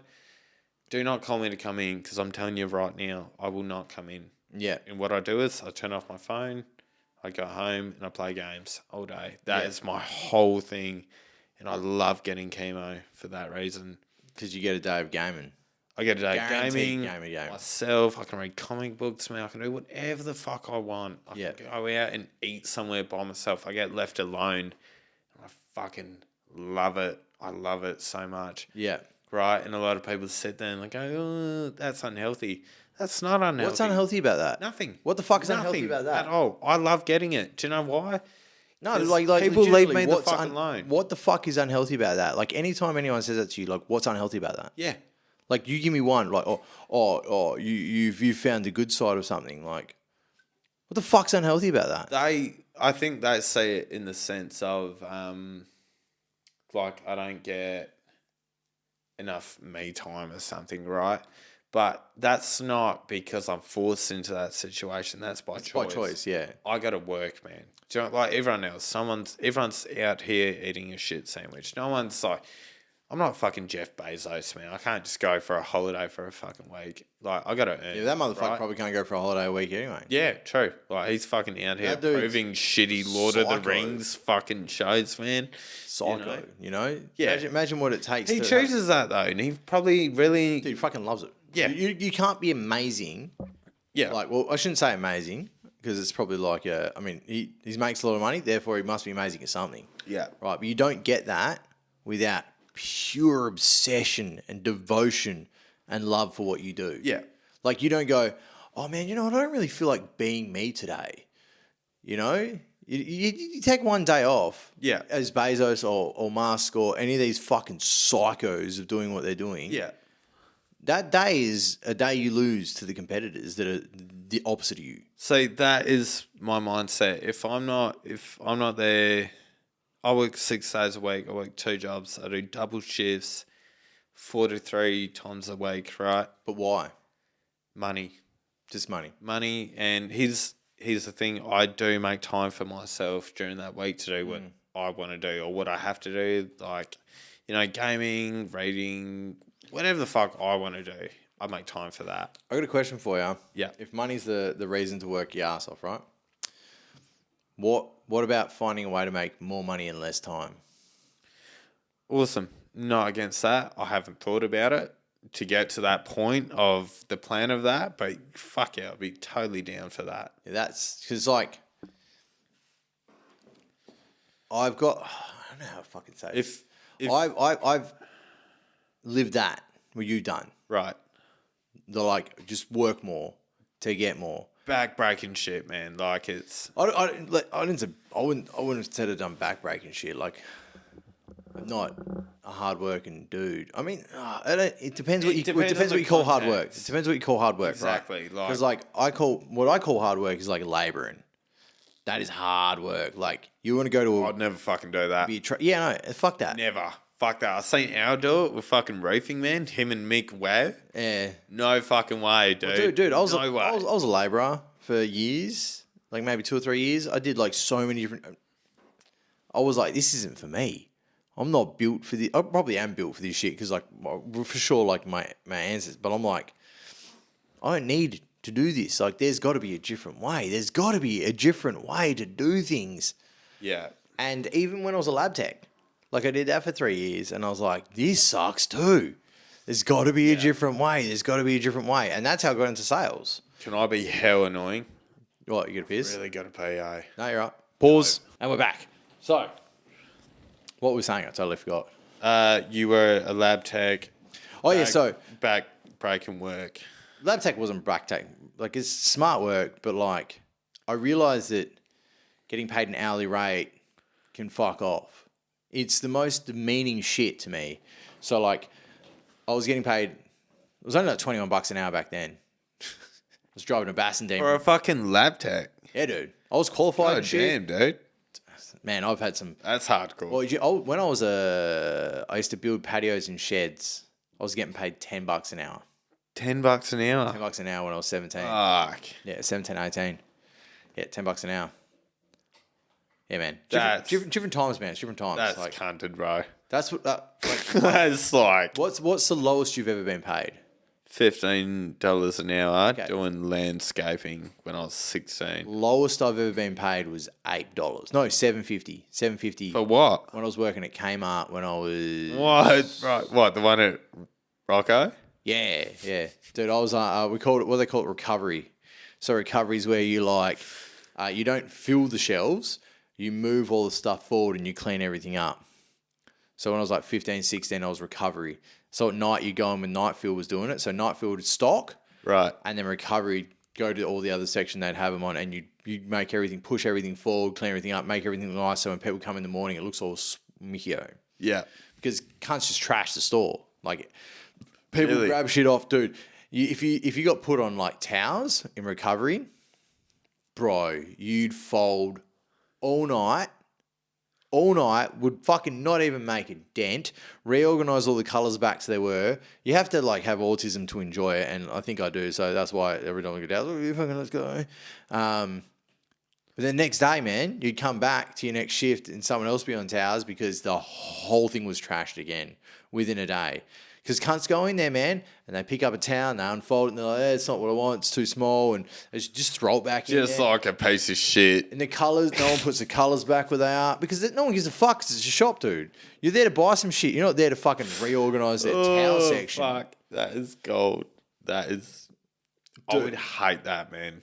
I would fucking. Dude, I hate meaningless jobs. Yeah. You know, and that's a like, it's not meaningless, but it is, you know, like, I'm a person that goes in and makes sure the shop looks nice. Like, who gives a fuck, dude? You're a shit I was kicker, $7 bro. and I was a child, like, you know? That's like an allowance fucking wage right there. That's not, Man. I mean, probably actually, back then with the economy, very different, but. You want to hear what fucking made me want to kill someone today? What? Oh, man, I was fucking livid. I went to the shops and a loaf of bread was $5. I was fucking, oh, dude. I was with my kids. That's like a servo price, dude. Dude, I was with my kids and I was like, nah.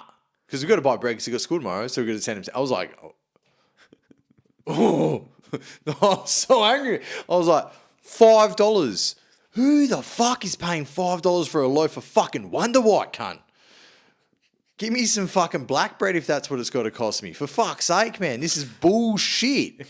I was so angry, man. I was like, where's the cheap shit bread? Where's the fucking 1 day bread that lasts like fucking goes stale? Like hell's stale where you buy it shit. stale or something. Where's the dollar bread? It's no fucking dollar. The shittest bread in there was $3. And I was like, Which shop's this? Coles, bro. Where? Which Fucking one? Baldivis. I was wild. I was wild. I get bread from Spud Shed most of the time because you can get $1.50 bread in Spud Shed. Yeah. And it's good. That'll probably last you And like it lasts a week. longer. Yeah.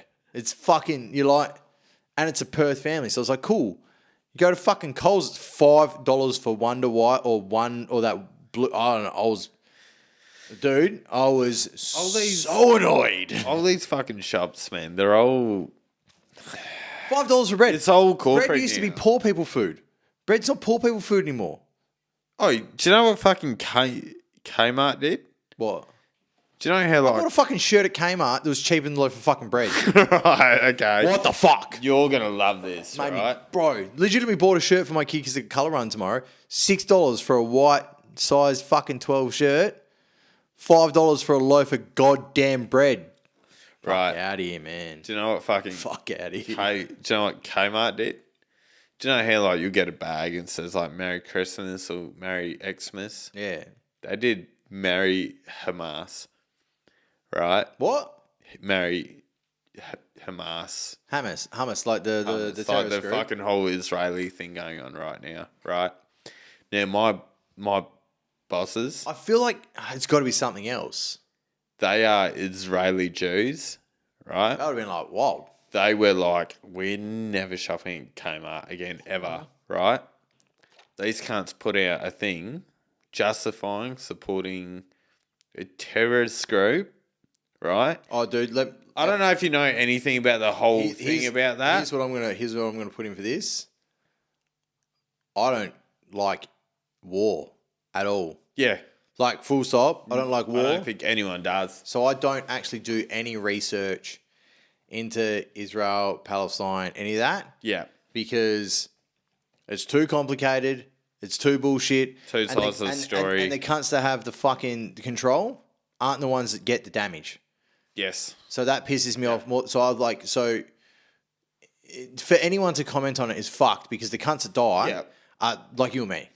We're the people that fucking die in those situations if we were in them countries, you know? For sure. It's like the people that go to war, the people that are in the army, the people in the navies, the people that are in any of the terrorist groups, they're people that are just like, this is a way out. This is what I've been convinced is a great thing. Like everyone that's been in the army believes being in the army is a great thing. And I look at that and go, man, how the fuck can, like for me, when I was younger, the question was posed like, if you got conscripted, would you go or would you go to jail? And I was like, jail. Jail all day. I don't give a fuck. I'm not going to war for no motherfucker. I don't give a fuck what your cause is. Your cause is not good enough for me to die. I'm here to live, and I'm not doing it. So I think it's any war. It pisses me off. You're always going to be anyone the takes bad a side. guy. Anyone takes a side. It's bullshit. You're not there. And for one, taking sides is just agreeing with the fuckheads that are making the calls to kill people. Yeah.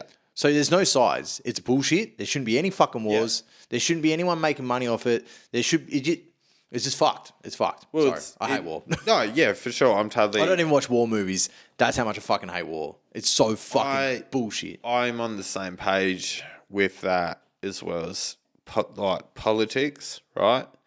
Because in my... Politics is all rigged to bullshit. Honestly, it's the same thing because no matter what, you're always going to be the bad guy. There's no right choice, right? Ever. Doesn't matter what the whole... If the thing is, right... You're always going to be wrong in someone else's eyes. The idea of believing in politics is what they want.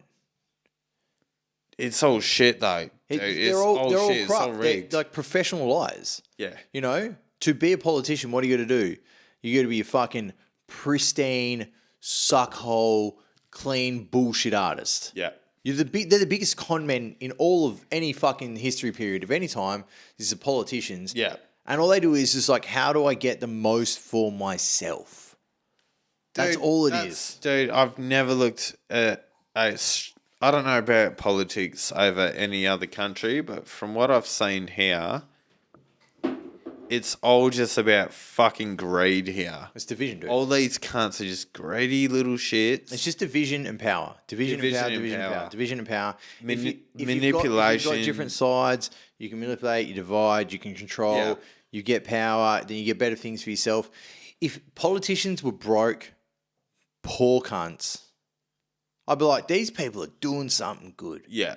Like, and that might sound bullshit, but that's how I see it. It's like, these people do this because they know they win at the end of the day. Yeah. They're striving not for doing the greater good, but for getting the greater money.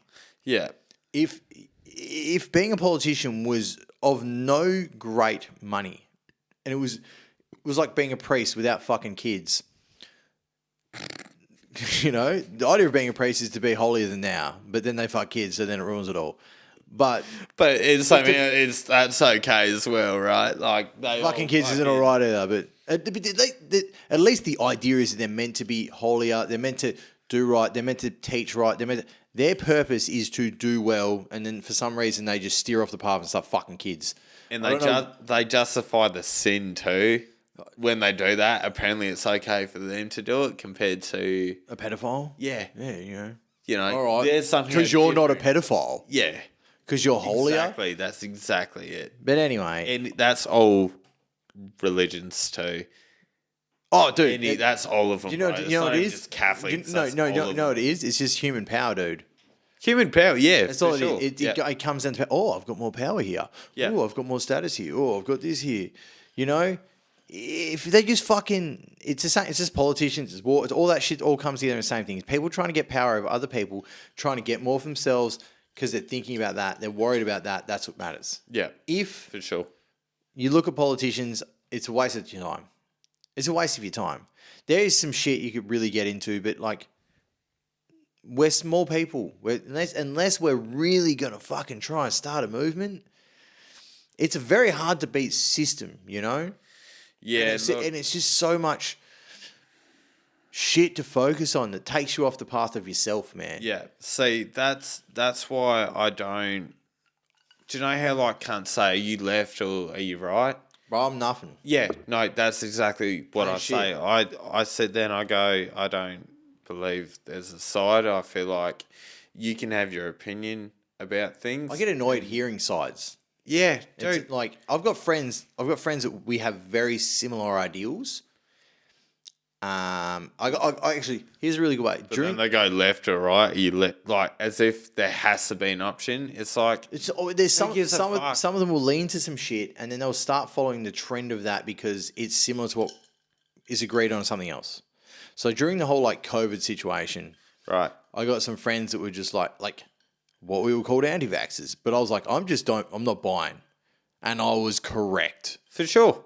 You know, because like they don't push that shit anymore, man. I got 2 vaccines for a fucking job. Oh, no, dude, it's worse than that now. It's like fucking AstraZeneca's had a fucking massive lawsuit in England. Good, and it's like good. It's been deemed that should have never been given to anyone. That should have been illegal. That whole thing, the whole vaccine shit. Yeah. Considering now it's just a fucking flu. Oh no! Everyone should get compensated. Do you know on what that. I seen in the shop today? What? Cunts with masks. I had one cunt at the servo this morning with a mask. I had one cunt tonight with a mask on at the bottle shop, and I sat there and I thought, why? No, do you know what happened? Because now it's considered a fucking flu. No, because I can tell you what it is.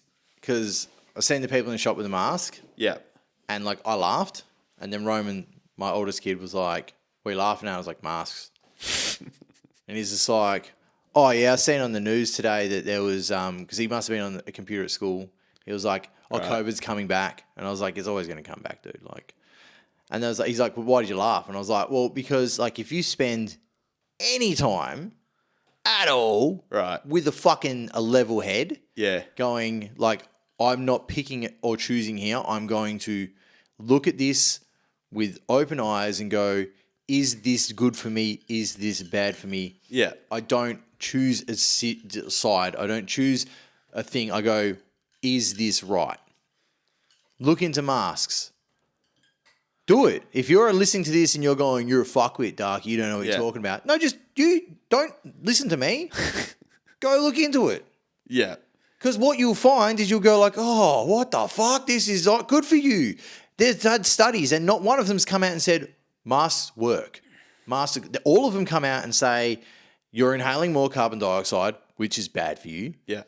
It doesn't block anything because none of them have enough fucking like microfibers to stop shit except for them N95s. But still, in saying that, then you're fucking coughing in more carbon dioxide and you still got your fucking areas around your face, you touch, like, it's dumb. I will, look, the whole COVID thing, did not give a fuck once during the whole thing. No. I did not once care. I thought if it comes, dope. Oh, dude, more people will survive it than die from it. There was a period where I was going to try and get it, which was like insane to do in Perth because no one had it.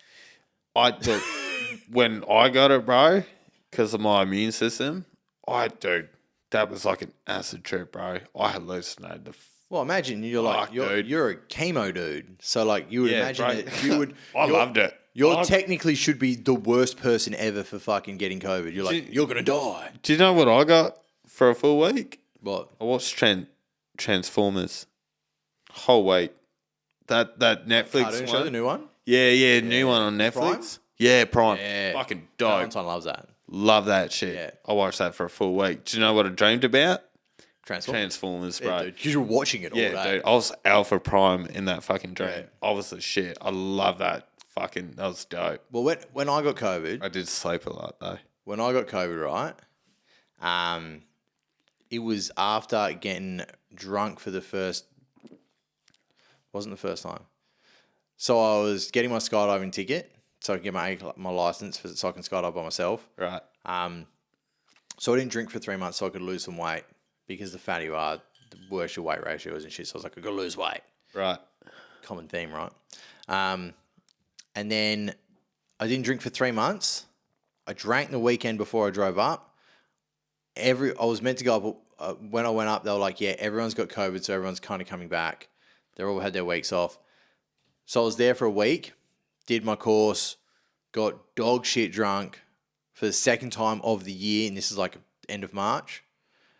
The Friday after like our graduation, like as a celebration, we fucking did it. Right. Got blind drunk, shared a can with 4 other people.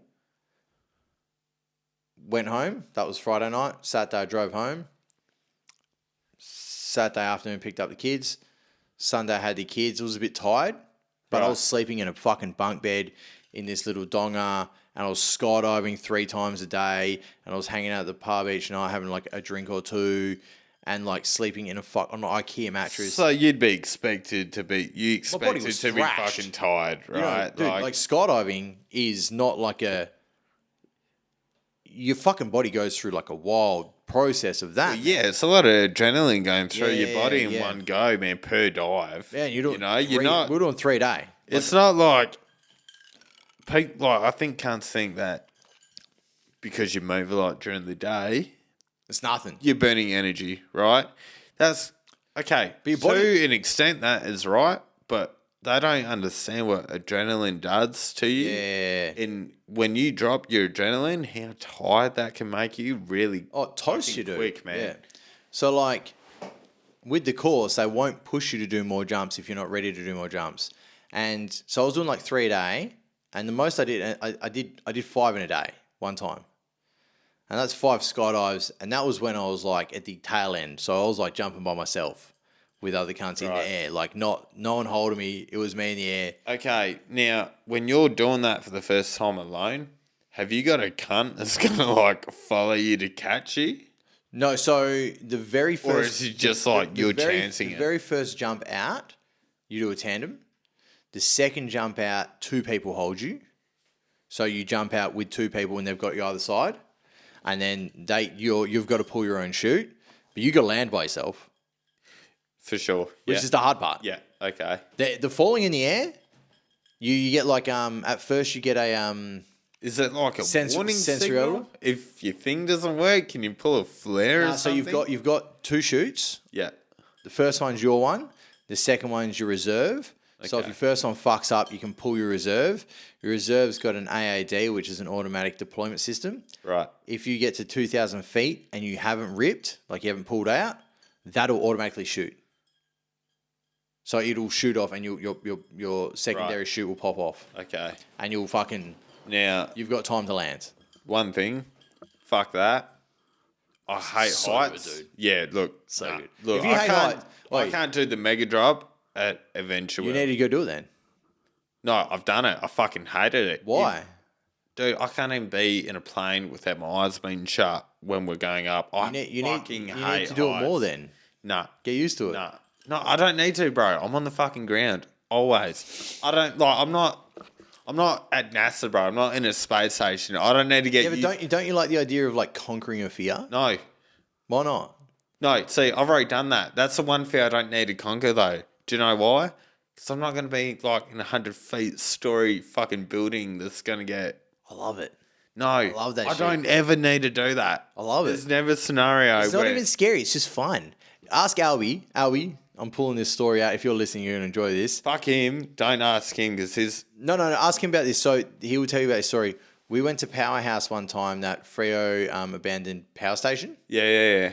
And we got in there, and I was like, there's this fucking big like railing where they used to have the crane system running across. Yeah. And I was like, I reckon we can fucking get up to that.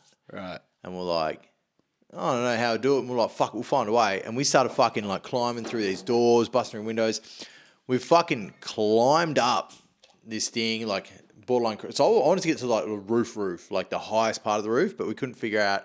You had to climb on the inside of a fucking elevator shaft, and that was I can't read that from here. Light beer. No cap. Sick, man. I just read the no cap thing and I you're thought like, that nah. it's fucking gold. Right. And so we ended up getting to this crane. It was where they would have a crane, and Right. it would have been like that big. So like not even 500 mil wide, with a beam in the middle and two flat parts on the side. Fuck that. And me and him were running along it, dude. Oh. And that shit was 3 stories high. Just fucking a beam, fucked, 3 yeah. stories high. Look. And me and him and Ugly were just running along it like, yeah, fucking let's go. And people were like, what the fuck are you doing? We're like, yeah, can't, we're up here.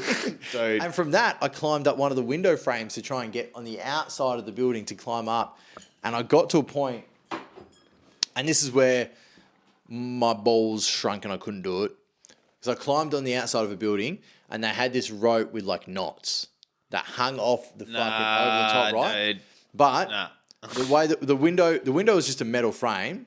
If you ever go to Powerhouse, you look at it, you'll be like, I'm never going there. people aren't well. Well, you can't get inside anymore. But if you look at it from the outside, I'll be able to point to you windows that me and Albie and shit climbed up.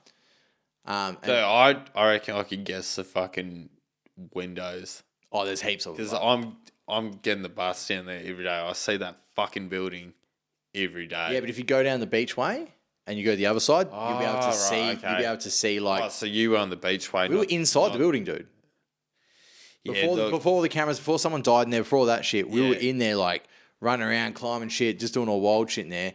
But there's this one part, and I'll never forget it because I wanted to do it. Like I was like, I'm gonna get on the higher end of this roof, right? Because there's like a level there, and there's like the high roof, the middle roof, and the internal stuff. And this was like the outside. And you climb one of the outside things, and there's like this rope Yeah. that someone's done something to that's tied somewhere, and it's just got knots in it so you can get to it. And it dangles just above the window. So you can climb the window and you can grab the rope. But it's a bulkhead. So the rope is where it comes out. The window's recessed in from where the render, the brickwork comes out and goes up. Right. So you've got to go backwards to go up over. Yeah. You've got to grab this, and then you've got to pull yourself with arms to get to legs to get up over. And I had the rope, and I had one arm on the window frame, and I had one arm on the rope, and I'm like, I can get on the roof if I do this. It's like, I can get on the roof. I can get on the roof from here. Like, I can do that. But then how the fuck do I get down? Yeah, see, that's Because you would why I have to, don't you've got to like fucking backward fights, abseil man. of this to go to a recessed window. I was like, and then that's where my brain went like, I don't know if I've got the skills to come back. Like, I think I might get stuck up there. Right, and then what are we going to do? fireman job there. What are we going to do? Call the cops? Be like, we're trespassing. Can you come help me? Because I can't get down on the fucking roof. Hey, do you know that power station that every young cunt goes to do Yeah, dumb shit? I'm stuck on the roof. Yeah. Can you help me? Like, As if they don't get that cold, man, like 5 times a fucking week. they definitely wouldn't, dude. You get arrested. You're trespassing. Yeah, I know. Everyone fucking knows that, though. But at the same time, you know... People aren't going to get on the roof if you can't get off. You're like, there's a bit of pride there. You're like... You'd probably come try and get off and get hurt before you'd get... And then you get an ambulance there to be like, oh, broken fucking legs and shit. All right, do you know the swinging pig, right? Yeah. I seen a cunt climb up on that roof, right? When he got kicked out. That's normal. Yeah, he couldn't get down, bro. This cunt was like... What a pussy. Oh, retard. Dude, and, Albie used to climb the Lico's balcony and shit. Like, oh, yeah, when I know he was that. underage and shit to get in. Yeah, dude. I remember the first time I seen him in there when he was like 17, and I was like, how did you get in here? Yeah, and he's like, what are you doing? I climbed in, boy. And I'm like, yeah, I can't. In a fucking full-blown nightclub. I remember he would, like, come home, like, the next morning, like, hungover. Like, you just knew where that cunt was. Just out drinking. Was like, the night before. And then, like, I could hear him and Dave used to share a room. At, that back room. In Y. Yeah. Kiki, right? Yeah. Waikiki? Nah, Rocco. Across the road from Sarah C. Yeah. No, because there was, like, the granny flat. Yeah, that was across. That's Rocco. Yeah, I know, but only one of them stayed. They weren't going to share granny flat, bro. They both lived in there. Not at the same time. No, what? Are you kidding me? Them two sharing at the same time? Across the road from Sarah C. Yeah. Yeah, dude. No, they would have shared it if they were hiding something from Mum, right? They were sharing it. Nah, bro, not at the same time. In Waikiki, right? When they were sharing the room, they weren't even 18 at the time, but what would happen before is... Rocco. Before Rocco, like, I think Dave must have turned 18 during the move, right? Yeah. No, he would have. Actually, Dave would have been exactly 18 during that move. Al would use Dave's ID. The cunt would get in everywhere. Because they look the same.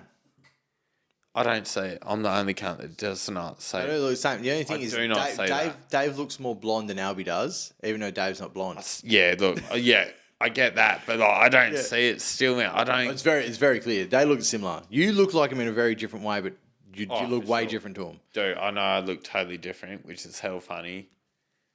You know, if... You're taller than both of them, aren't you? Yeah. Yeah. So I'm pretty sure I'm like half a foot taller than both.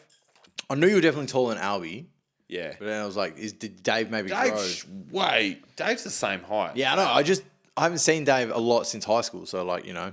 Dude, Dave's the exact Sometimes same. you think like maybe... See, Dave, look, you'd think Dave does look taller. No, I wouldn't. He doesn't. I'm older than Dave, so I don't. Yeah. Like, everyone's always been younger than me.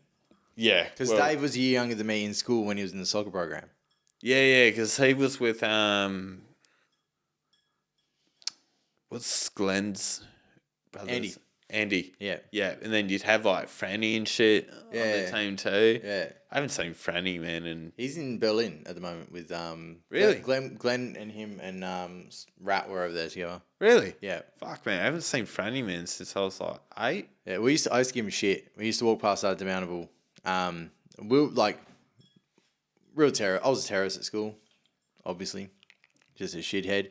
No shit. And we had this spot that we sat in, like me and our little group of friends. And we weren't like the bad dudes of the school, but we were just like people that like to fuck around a lot. So there was like the Deros that would smoke bongs behind the shed. And then there was like, we didn't do anything bad, but we just were fuckheads. Right. So if you walked past, if we had stuff to throw at you, we'd throw it at you. Right. And we had like this corridor. It was like this hallway, but it was like there was a building over there, and then we were at the demountable, and we had our little in-cove in the demountable. So we walked past, you got abuse of any insults we could think of, man. We were just like abusing you as much as we could, yelling it until you were through the corridor. or throwing whatever we had at you. Right. And then we'd all buy like dirt dessert Yogos. I don't know if you ever had one, but they were the best. Oh, they were the shit, bro. I don't know They why. needed, bring back dirt dessert. Bring back dirt Dude. dessert. They were the best. Bring it back, dude. I want my kids to have them because that and that- double deckers. I reckon you could buy that from like. You can't get dirt Amazon. desserts, dude. You can't get dirt desserts. They don't Nowhere make them at all. Online? It's Browns. You can't get them. They don't make them. I might actually. Do you No, know what? in fucking Queensland, I know they do. They don't do dirt desserts. Double deckers, I've seen pop up every now and then. The ones with the marshmallow top and the choc on the bottom. Oh, you dirty cunt. I remember that when I was like 5, bro. That was the fucking shit, So dude. good, dude. So good. Imagine watching that during fucking, what's that? Play school. Watching that 5 years old. They're Play smashing school. fucking double deckers. Yeah, bro. Yeah. That So was they've shit. popped up every now and then with dirt desserts with the fucking little grubs in the fucking cookie crumb at the bottom. Oh, don't exist, dude. No, they don't. They don't. And I search every now and then. I Do you get. find that fucking weird that like shit that sells really good doesn't get made? Like for like okay, right, what's something held up? Probably something hell toxic in it. I don't give a fuck how toxic it is, bro. Like, Well, it's now that I've thought about fucking dirt dessert again, because I think about it every now and then, and I've wanted to show my Everyone kids does. dirt dessert, everyone does, I might actually just make my own version of dirt dessert. right? Because all it is, do it. realistically, all it is, right, was little lollies Give me that were the little grubs. Yeah. So you could just like gummy worms or something, and then you get crushed cookies Oreos. because that was the bottom, and you just put fucking chocolate custard on top, and that's a dirt dessert. yeah, no, dude, it's got to be Yogo. It doesn't exist.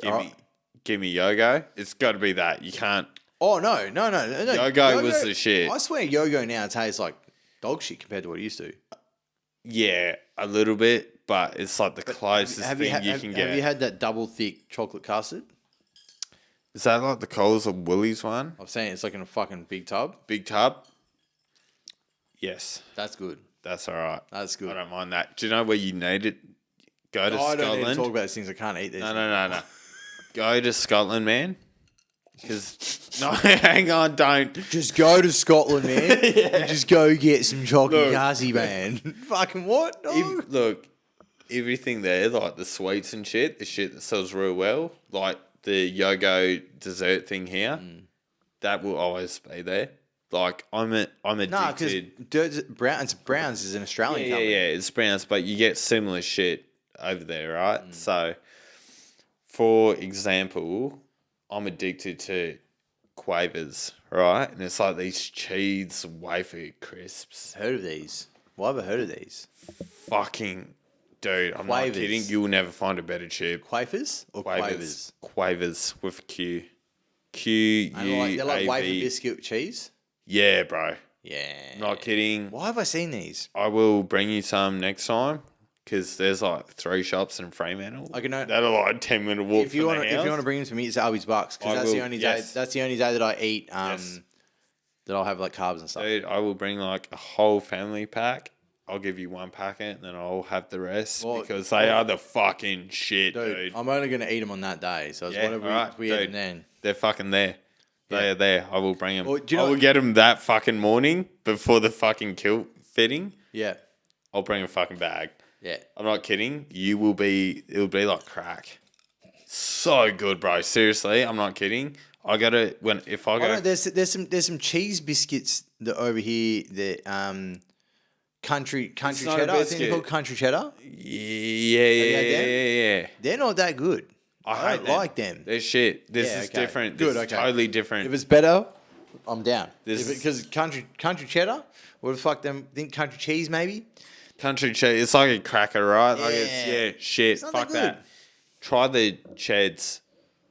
I think I had them. Yeah, Cheds are dope. yeah, they're alright. Yeah, they're not special. I It's don't know. like a Something snack. for me for cheese is like melty. I like melty cheese. You know when you're like Caveman barbecue from yeah. Rocco. What thing? Just a normal cheeseburger. The damn Yankee. Yep. You add an extra slice of cheese on that. They're Perfect. they're their big one. The fucking what's it called? The evolution. No, Is it no, that? not the fucking land, sea, and air thing that's got everything in it. Right. The one that's just the big meaty dog.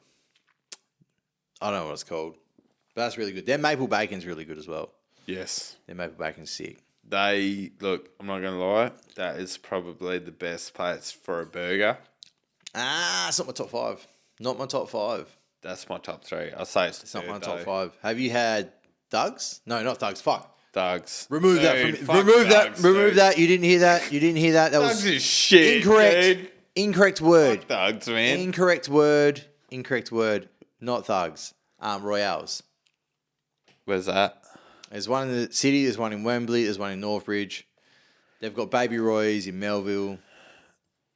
No, I'm going to have to hit that up. Yeah, you do. Next Saturday. Very good. Next Saturday. Oh, dude, there's one not far from IDARTS where we're going, so Right. I'll take you there. Do they do the whole ID thing? Because I got my approved managers, my working with children's. Nah, Dude, dope. you're old, for one, Old, yeah. and I know the owners and shit. You know how picky they are, though, for ID? Yeah, like, no, but like... not the casino picky, but you know how... Casino look at your ID to figure if they want to let you in or not. It's Really? only when you go to like Mustang in the city. If you go there, shit. they scan your ID, Yeah, so they that's have shit. to have your ID. But you know what's funny? And I probably shouldn't say this out loud, but I'm going to. We've gone to them before and we're like, he doesn't have an ID at all. Can you just like scan him on my ID? And they're like, oh, fuck it.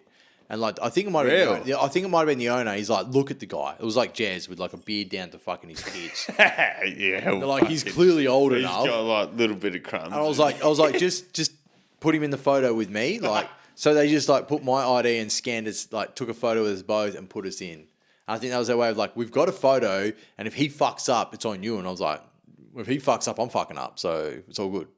Like, if he's getting a punch on, I'm getting a punch on as well. Like, I think that, but it's been very. It's only when we're with certain people that know how to talk their way through stuff. Yeah, it's if you know like the rules around like licenses and shit, like you know Scan that taking you stuff can- isn't a licensing thing. That's not a licensing thing. What, the IDing shit? The ID, Like, yeah, no. So the basics of the IDing stuff is right. Too intoxicated, too young. If you look under 25, got an ID, blah blah blah. Yeah, right. of course. The places that have like ID scanners is because if anyone fucks up in the bar, anyone gets in fights, anyone does things like that, Yeah. they've got you and they can ban you so it doesn't happen again. Because if you've got a Oh, yeah. massive establishment, right? Because they scan it, they save the fucking They've got you, data they've got into CC, they've got you, they know who fucks up. Yeah. They can be like, you're not coming back. You're banned. All right, yeah. That's all that shit's for, man. Because I remember the Swing Pig used to do that like 4 Yeah, years dude, ago well, on a Thursday night. Do you know when Scantech came in Rockingham was after someone got stabbed at Liquids? So And that's when they shut down, eh? they didn't shut down. They didn't shut down at all, dude. They didn't shut down at all. They just No, implemented it. they're closed down, man. They haven't been open for years. Oh, no. Do you remember that? Someone Way before that, dude. I'm Way pretty sure before that. Someone got hooked someone in the got fucking eye. Someone got stabbed there when I was 18. That's the dodgiest nightclub in Perth, bro. It's not.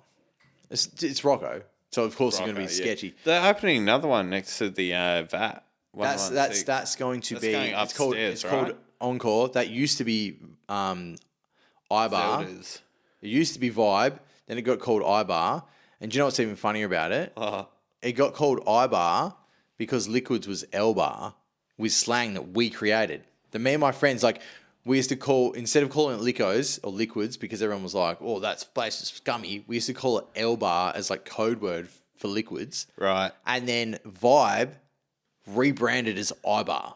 So And it was really coincidental that this slang term that went around the fucking certain amount of people that we used to go to Liquids all the time, right. that this place had been called iBar. I was like, that's fucking a really funny name to fucking... They picked a really weird spot for it, though, for it to be a nightclub. It seems really No, because fucking it was Zelda's small. down the bottom. Zelda's down. Zelda's was a strip club down the bottom. Yep. And then they had a nightclub upstairs because they could black out everything up I there. did not know that. Yeah, that's what it was. They blacked out the whole fucking thing, though. Upstairs. Yeah, no, but it was a strip club. And Yeah, a a nightclub. strip club, yeah. But that used to be, so Vibe, that place upstairs, there was Liquids and Vibe, and I think that used to be called Wave House or something like that. It had Wave in the name, and that was the cool place to go, and Liquids was the dog shit place to go.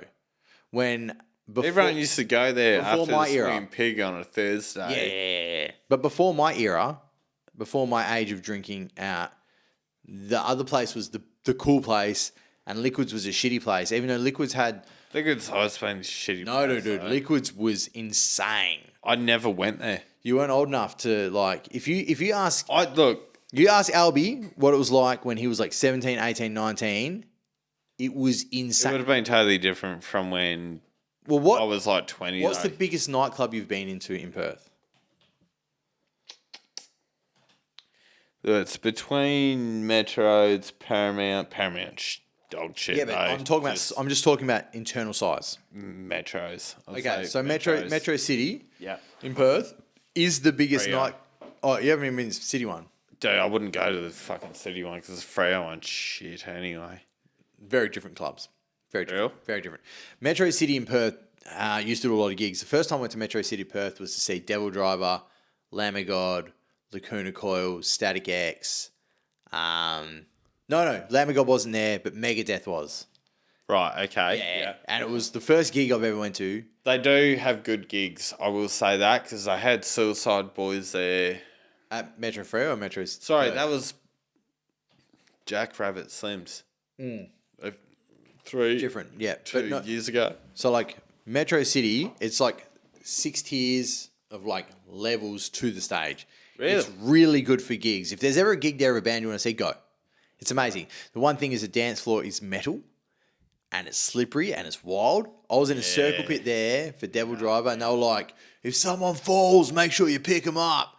And no shit, first song, circle pit, I'm in it. I was going fucking face first to the ground. Some cunts grabbed my shirt and fucking pulled me back up. Right. And I was like, thanks, bro. And then from that day forward, I learned that in the pit, don't fucking let cunts drop. Pick them up. Like, if they're falling, grab them, help them out. I learnt that at, do you remember that gig we went to in the BEMX fucking in Henderson? Yeah. There, because I've seen a mosh pit, some cunt got his fucking nose broken. Yeah. Me now, we're on the top bit, above the band, and we seen this cunt get his fucking...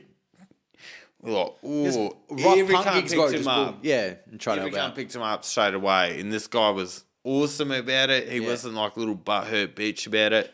You can't be, dude. Nah. You're in a pit. Well, here's the thing. What's the biggest gig You you've would been not to, be actually? biggest gig? Yeah, like, what's the, like the... See, here's the thing, man. I don't go to gigs. Or Yeah, so I was thinking, like, if you're talking about, like, the Henderson, that's a very, very small type. You'll remember, like, 50 people there, maybe 100 max. It's very tight. 70 max, man, I would say. You know what I mean? Like it's very small. That Devil Driver gig I'm talking about, there would have been 200 people minimum on the dance floor area, plus the place filled out.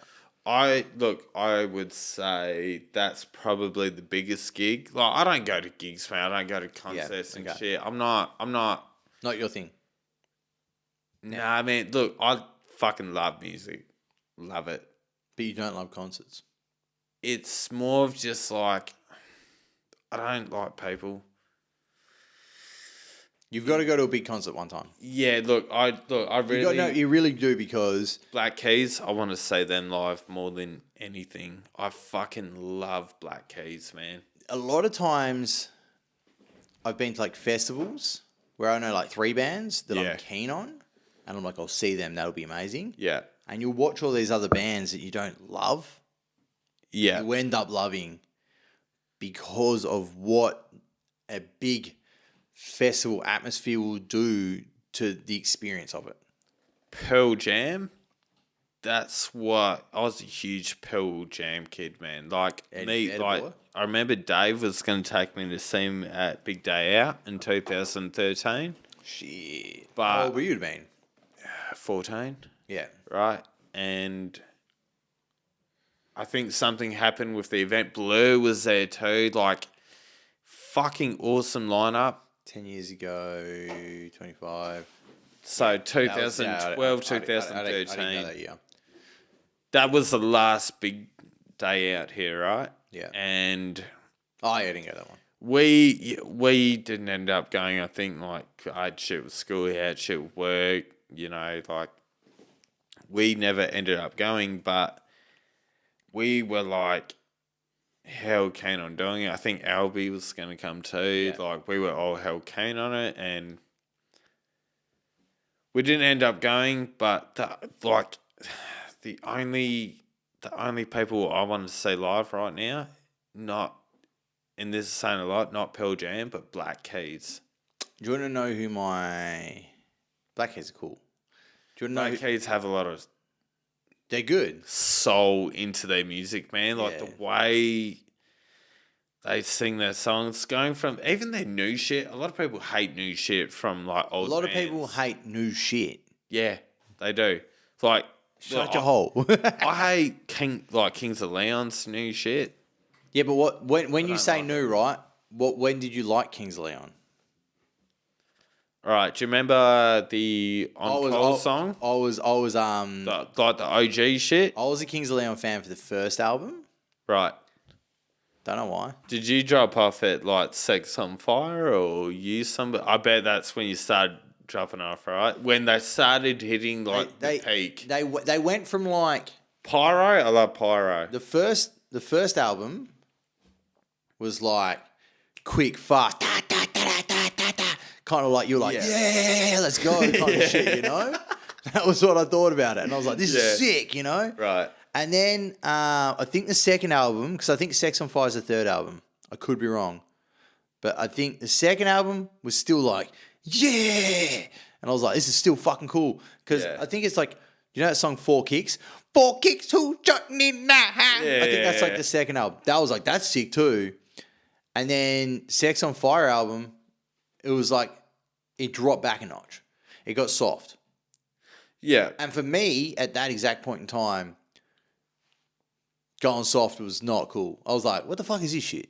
Yeah. What is this? Making fucking love ballads about fucking STDs? Get the fuck out of here, bro. I don't want to listen to this shit. Fuck off.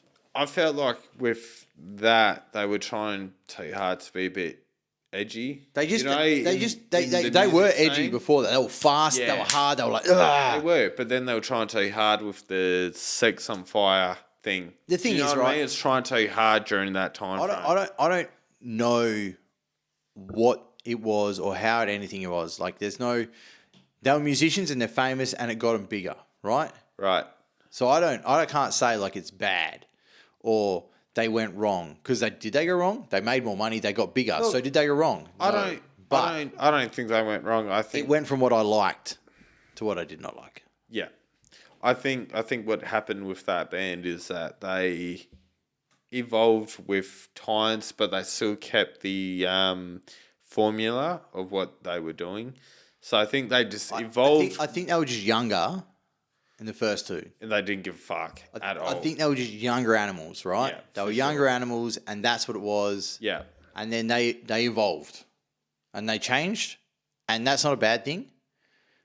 But they changed. Yeah. And for me, at that point, I was like, I'm not down for this change. Yeah. So I'm out. Well, I like still watched them, the gig they had that, but I was like, yeah. eh, Well, it's like that was cool. I wasn't a massive fan before that, but I was like, that was cool. if you listen to On Call, then if you listen to use Encore is like the album after Sex on Fire. no, before. This is like they're very But that's young a days. slow song. It is, but it also is very similar to Sex on Fire. It is, and but it's Use slow. Somebody. Yeah, I think So they try that to was keep the that one. chemistry. I think that was the one song on that album that was like, fuck this. I was very much the faster stuff. Very much faster. Yeah. He's like, that was like the fast, their fastest stuff was very good. that was where I was like, this is sick, good, man. yeah. Especially at that point in my life, because that's where I was like a full blown metalhead at that point. yeah. So I was like, it wasn't fast and hard. Just get the fuck out of my way. It's look, they're very good at slow stuff as well as they are with slow stuff. yeah. They were just too fucking all over the shop to pick a set fucking that strain, were man. massive. Well, you know what? No, they are massive for Here- sure, but here's a too good all over the shop. Here's a good comparison for you, right? Guns N' Roses, love them to death. One of the best bands ever. I love Guns N' Roses. Yep. The most chaotic shit to ever exist in their existence as well. Right. You look at Appetite for Destruction and you look at how great fucking Welcome to the Jungle is, Sweet Child of Mine, Mrs. Brownstone, all that kind of stuff. It was just the fucking chaos was there. And then you look at Use Your Illusion 1 and 2, and then you've got songs like November Rain, which is like an 11-minute fucking power ballad. Yeah. And I just look at that as like, I look at that as one of the all-time long great songs, like the great songs that are long, like Bohemian Rhapsody, November Rain, fucking Stairway to Heaven. You know, these like ultimate rock songs that are just long and just, they take you on a fucking journey, you know? Right. But you look at that and you go like, Kings of Leon must have just been doing their version of that. But just not as cool. Nowhere near as cool. Yeah, look, I felt like, you know, you had Bohemian Rhapsody, which kind of,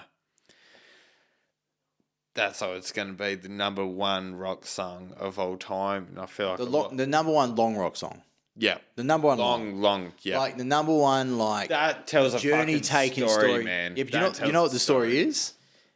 about him being gay, and it like, I don't know, it's about like your perspective on it, right? But the way I look at it, it's like him coming out as being gay, and because he's like a Pakistani, right? And obviously that's not very popular. He was in a time where being gay was not even For sure. allowed, dude. Like he was allowed to be gay. He was at the fucking low point, and well, he was in the time of being hidden gay. yeah, Like, and he did it, man, from his wife, from well, dude, he lived in a time period where like you had to hide it, you know? Yeah. Like that's like that was a time period where like gay was legal. I think in some countries it would have been illegal.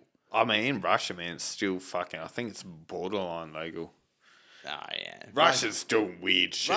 Russia's you know what? Russia's always gonna do weird shit, dude. Russia's Russia. You know, Russia's pretty wild. You know, it's a very one thing that will really confuse you about Russia if you ever look at it is just how big Russia is. Fucking dude, There's a lot of landmass, and you know between China and them, man, they are like the biggest countries. yeah, but China actually has a fuck ton of people in it. Yeah, Russia doesn't because Russia can't sustain people. It's because amazing how so much of it is like Australia. it is Wasteland, dude. It is amazing how Russia is like a powerhouse in the whole world, considering the. It's not amazing. It's dude. If you like honestly. So many people are scared of it though, right? Because of nukes and everyone's scared of anything the media tells you to be scared of, dude. See, no, that's exactly it. Do you know what? Cunts that like read the newspaper, listen to any media at all, and this is why I got off social media. What do you think the media isn't like in fucking Russia? It's probably the complete opposite of what it is over here. Everywhere, it's like the Western world says they don't do propaganda. They do as much else as over east. Bro, did anyone exist during COVID? If you thought propaganda didn't exist and then you lived through the COVID periods where you were paying attention, fuck off. Yeah. That was like if insane. To the media, if you didn't get vaxxed, you were now considered a anti. You know, they always put a fucking label on you, like you're an anti-vaxxer. It's the same as calling someone a Nazi, right? Yeah. Calling someone a Nazi is like, hey, let's diminish you and all your thoughts and everything that's around it to a very simple term to make you in a place with some of the most fucking heinous human beings in existence in our history that we can speak of. Right. All that does is remove conversation from the thing. Yeah. All it does is go, hey, I can't be fucked listening to you. I don't want to hear what you have to say. I don't want to be able to have an educated conversation with you because I'm probably not educated enough to have that conversation. I don't care about getting educated enough. I don't give a fuck. I'm just going to say you're a Nazi and I'll scream it at you because that's the most effective way to win an argument. Fucking not, but whatever, we'll do it. Yeah, dude, that's just... And problem solved. You know, the amount of times I've been in arguments with people... The minute I say it's an argument, the minute I believe it's an argument, is the minute I know that this isn't going anywhere. Because an argument is when two people aren't going to agree on something because one of these people is completely stubborn and won't be open to the conversation. For sure. Because it's an argument then. If this is a discussion, you and me can talk, you and me can listen, and we can come up with new thoughts, new processes, and collaborations that will lead to a different thought process for either of us or both of us. That's a discussion. Yeah. The fact that people go on arguments, the fact that people picking sides, the fact of any of that bullshit is stubbornness, is selfishness, is fucking ego of like, I'm smarter than you. Do you know how many times? Okay, see, Before we get, that I've got one more thing to add to this, just to like really like numb it down, so you know how I work. I do. I know exactly how you work right now because I'm understanding this to a fucking T right now. But Roman, my oldest child, who is 9 for the listeners, I teach him everything I can without overloading a fucking kid's brain. Right. Right? Okay. Yep. He finds things that are unbelievable or on the cusp of being like, not like you, that's not going to be true. You say it. Like it comes out of a kid's mouth like, nah, it's not true. And he'll ask me questions, right? He'll bait me. He'll bait me to be like, oh, do you think this is like a thing, Dad? And I'll be like, nah, man. That, to me, that doesn't sound like it's real. Right. Seems a bit extraordinary. I don't know, but I don't think so. And then he's like, oh, yeah, well, it is. And then I'll be like, is it? And he's like, look it up. Right. Look it up. And they'll look it up, and I'll be like, oh, it is. Yeah, cool. Sometimes he gets me off guard where I think I'm smarter than I am. And this motherfucker reminds me very often, because I swear this motherfucker, he researches shit. So he's like, I'm going to catch Dad. I'm going to catch Dad, and I'm going to get him. Right. Because I think it's like his little hobby. And I don't blame. This is good, man. Like, I think it's really cool. It's good that your kid can be challenging against what you believe in. Well, the thing is, he's only challenging because he know he can win the challenge. Right. Right? If he couldn't win it, if I was one of those stubborn parents that was like, you're wrong, you're dumb, you're a kid, he wouldn't bother. Because why would you? Yeah, I mean, you wouldn't bother. Then if you're not getting Well, the minute you get told you're dumb, you're wrong, nah. Even if you know you're right, even if you've looked up the facts. I caught that shit in high school, man, from my teachers every time I question anything. Me too. That's why I fucking. Me too. I didn't get it. Dude, that was normal. It's the thing, right? It's different to accept you're wrong. Okay, hike and suck a dick. Just so we're all clear. Let's all just accept that this is like most people, right? Yeah, most people. Sure. Most people won't accept they're wrong, and that's the point I'm getting at here. Yeah. I do, and Roman baits me on it, and sometimes he gets me. He gets me on something that I just think I know more. I fucking think I'm like, nah, man. Right. That's not real. And then he'd be like, why don't you look it up? I'm like, he'll get me when I'm driving. I'm like, I'm not gonna do it. I'll do it when we get home. But then why don't you look it up? And I was like, I'm pretty confident. All right, I'm pretty confident right. that I'm right here, but I'll look it up. Yeah. And I'll look it up, and I'll be wrong. And I'll go, you're right.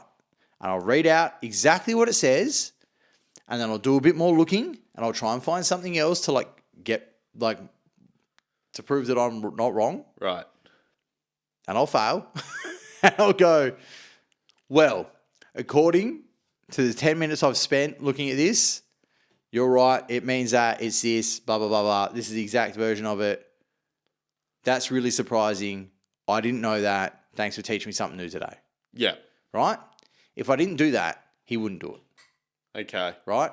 But that's not a bad thing at all, though, because it's not bad. No, it's not bad. A lot of kids do not ever fucking. You don't question authority. Yeah. Authority beats you down. Right? Yeah. That's exactly it, man. And the thing is, if you're taught in your home to be beaten down by authority because your authority is your parents, it's the people you respect, any of that. Yeah. Then when you go to school, you get beaten down by authority. Then when you go to a job, you get beaten down by authority. And all you do is come fucking work around, right? Yeah. When I was in school, I got beaten down by authority. Always. Right? A lot. Always. Not always, but a lot. See, for me, it was I did have some cool teachers. I didn't. That weren't that, but I never once had a teacher. I didn't know maths at all, and I'm talking like real basic shit. Oh no, I'm a freak. Until I was year 9, right? I'm genuinely like, this is gonna sound a bit suckhole of myself. I was really smart, like naturally smart, but I grew up in chaos. So I was just like this piece of shit, violent kid. So I was always put in the dumb classes in primary school, but I'd excel in the dumb classes, but I was super violent. So you couldn't put me in like the other classes. You couldn't put Yeah, see, that was like me. It was called like a foundation class, right? Where you were like you were like the shit in that class, but you were dumb in mainstream kind of thing. No, see, I wouldn't have been dumb in mainstream classes. I just couldn't relate to the kids. In primary school, I was so violent, dude. In primary school, I was the worst. Like, I know what I was like. I was, every day I was fighting people. Right. Every day, man. Up until year 7, like, I lived in a very violent household. Right. Like, everyone was fighting in my house. My mum and my stepdad were punching each other out. I was on the street. Like, the street, people would fight on the fucking street where I lived. Yeah. There was like everyone, it was just fucking violence 24/7, right? Yeah. So like when you're a kid, that's what you see, that's what you do. So I did it. For sure, yeah. Right. So and that was the only way to solve a problem. No one would help me solve problems. It was like if you're in an argument with someone, it was like solve your own problems, like fight your own. I remember word for word a piece of advice I got given one day, and I won't forget it because I remember being like, "This isn't fair." That's what I thought, and it was. You really need to learn to fight your own battles. Right. I got told that. My mum told me that when I was in like year 3. Yeah. You really need to learn to fight your own battles. And then I was like, because obviously when you're 9 or 8, you go home crying when you're in a fight, when you get beaten by the bigger kids. For sure. And I was a street kid, so I was always out in the street fighting. Right. And then I got told that and I was like, oh, this isn't fair because other people have big brothers. Yeah. Other people have bigger cousins. Other people have bigger friends. You gotta Who have I got? And then I was like, this isn't fair, right? Yeah. But that is a bullshit thing to teach an 8-year-old. You got to fight your own battles. Imagine being 8 and you're bashing people. You're getting bashed every day. Yeah. Because when you go home, all you watch is people beating each other up. Yeah. Oh, fucking hell. Oh, bro, you're going a bit loose, eh? I'll spill it on myself. Bro, stop coming all over the stage, bro. I get it, dude. I get it. But yeah, so like I would go out and do the exact same thing I seen at home. Yeah. And then you just like, this is dumb. Yeah. Like you fight your own battles. Like, what, man? The battles I'm fighting are in my fucking head.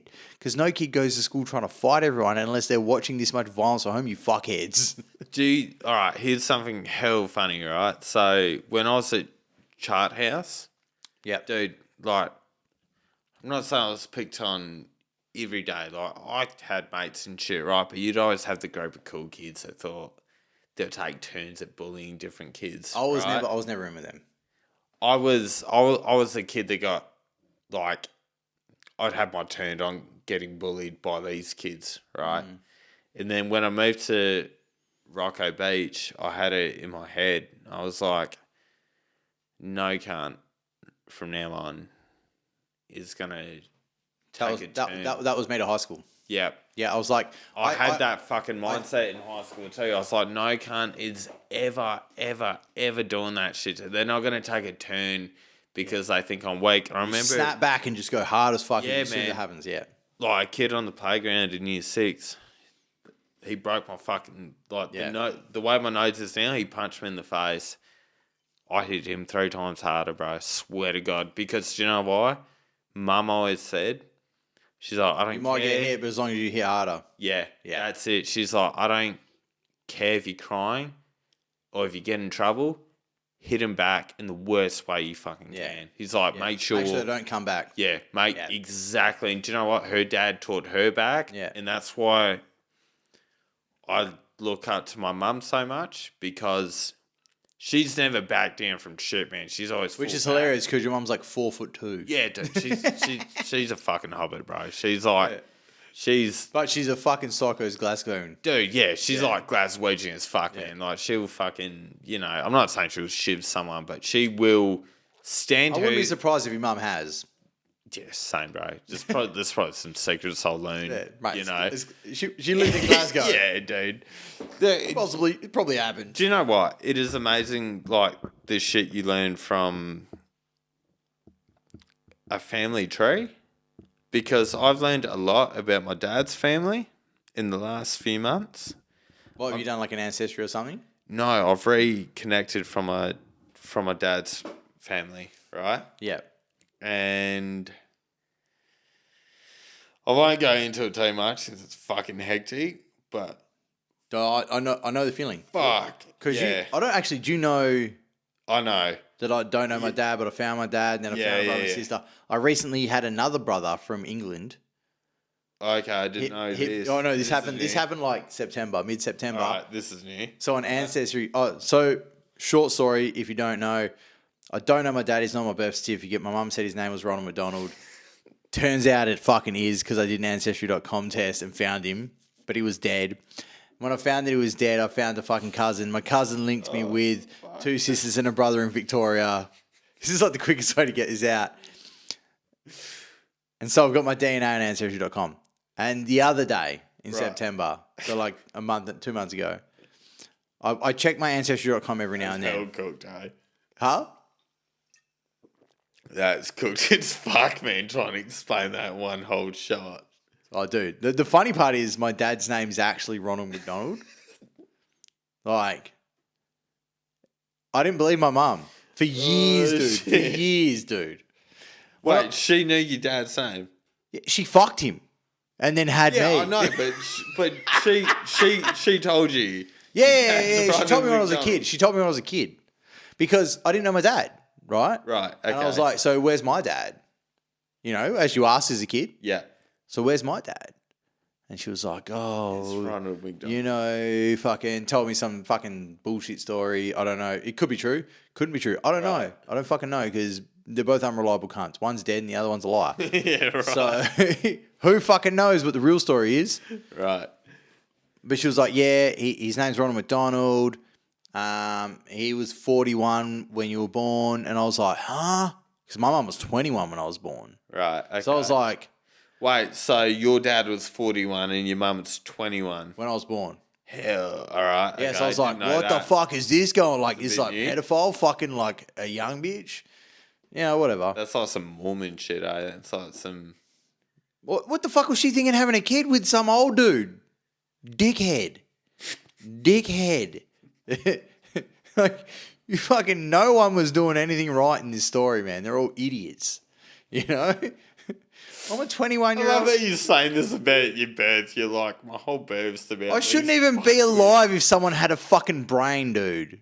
Like, if someone genuinely thought about this for 6 seconds, if Ronald McDonald was like, I can't fucking have a 21-year-old pregnant, I'm an old man, and just fucking kicked her in the guts and killed me before I was born, Right. problem solved. If she was like, Dope. I can't fucking have a baby to a cunt named Ronald McFucking Donald, who's 20 years older than me when I'm 20 fucking one, I wouldn't be alive right now. But people are dumb. Look, I can And they birth see- idiots like me. So I can see your logic in that, right? But then you look... Oh, no, never Let's not mind. use Go- logic, look, 'cause there was what no I logic gonna used. say is if you look back, and then I was like, wait, McDonald's existed before yeah, then. McDonald's with existed. Ronald McDonald. McDonald's existed 35 years ago, bro. And it was still a big fucking franchise. Ronald McDonald And Ronald was a McDonald, huge the clown, thing. was still massive then.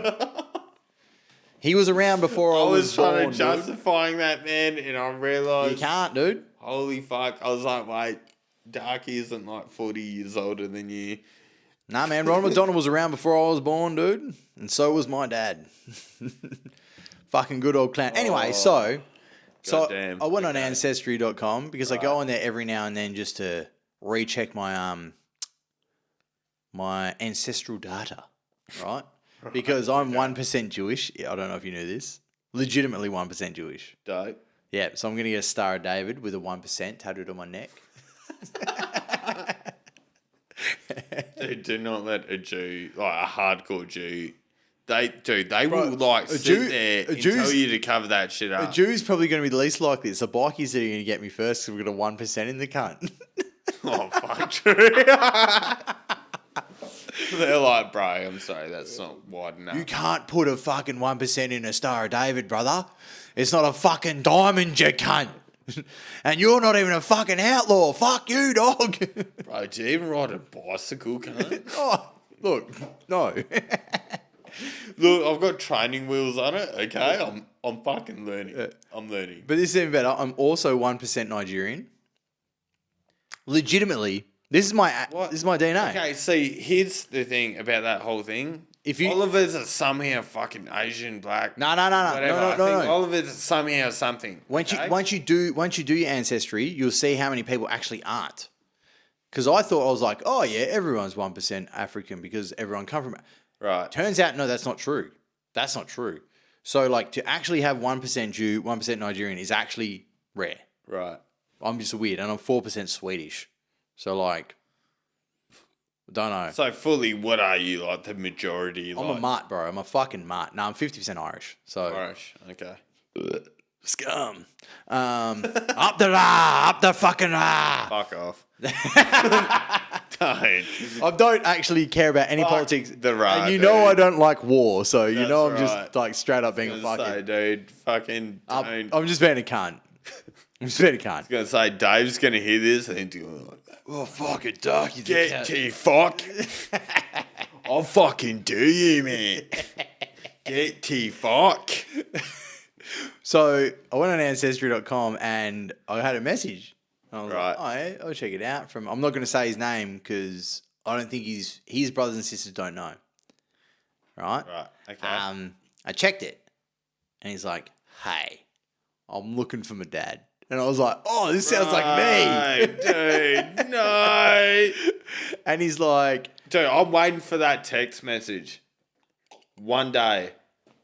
you only get a text, bro. You only get it if you go to Ancestry because that links, I'm never going on that website, bro, because I guarantee I'll probably have like 5 other siblings out there from my dad. but they also have to put their fucking DNA in. That's Dude, the at only way least you can count. fucking one of them have done it. Well, how's this, right? He's like, so I've tracked down who I think my dad is, and his name's Ronald McDonald. And I was like, yep, that's my dad too. And funnily enough, Can you message cunts on this like it's Facebook? yeah. Or has it got to be LinkedIn somehow? No, so like you can message random people if you want, but it doesn't matter. But when you do your Right. DNA, your DNA says this is how you connected. Right. Like you're either a really close relative, which is like half brother, cousin, second Okay. cousin, like, and however far down the tree it goes. And I was like, so I was in your shoes before. Right. Correct. Probably if you figured it out. And he goes, yeah. Turns out this guy, well, my brother, I shouldn't say this guy because he's actually related to me. Wait, so this new My new brother, development. who's Are old, you way older. 100% sure Yeah, the DNA's got it there. cooked? Right. Yeah. Okay. And then his mum confirmed it after this. So Really? yeah. Like pictures or something, or No like? one's got pictures. I've seen 2 pictures of my dad. Because I know you meant last time I seen you, you said you went to Melbourne to Yeah, see so your I met my other brother and 2 sisters. Yeah. Yeah. And you guys went to a festival, so you Yeah. got a sister here, right? I've got a sister and a brother here. Yep. To my mum. To your mum. And then you have a brother. I've got a brother and 2 sisters in Victoria to my dad. Right. Now I've got a brother in England to my dad, or in London because he's in London to my dad. That gets around, bro. I thought my dad was bad. Your dad's Supposedly, something else, dude. supposedly, there's some in New Zealand, possibly. But right, there's got to be more because Don't. No, don't. Just don't. there's got to be more. This guy exists, and the stories that we've got now are fucking hilarious. So, he's he didn't want to tell his mum and dad. His dad. When I say his dad, His stepdad. he grew up with the dad from when he can remember. Right. Okay. Right? So he's like, I don't know if he knows.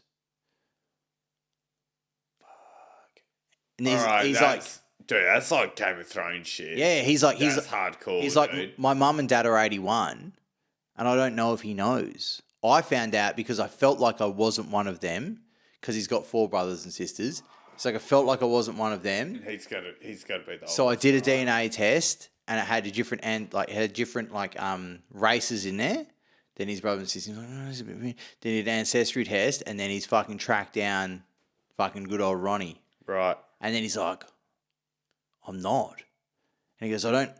So we were chatting to him before he spoke to his mum and dad about it. He's like, I don't know. I don't want to bring it up and ruin their life. You know, this is the end of their life. They could be dead soon.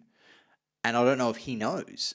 And I don't know if Right. mum knows. You know, what if like mum cheated on him, and then, you know, there's all these like stories. No one had ever said that this guy is fucking like 45, and no one's told him. So your possible brother or This is my brother. This is my brother. Brother, Yeah. fully right.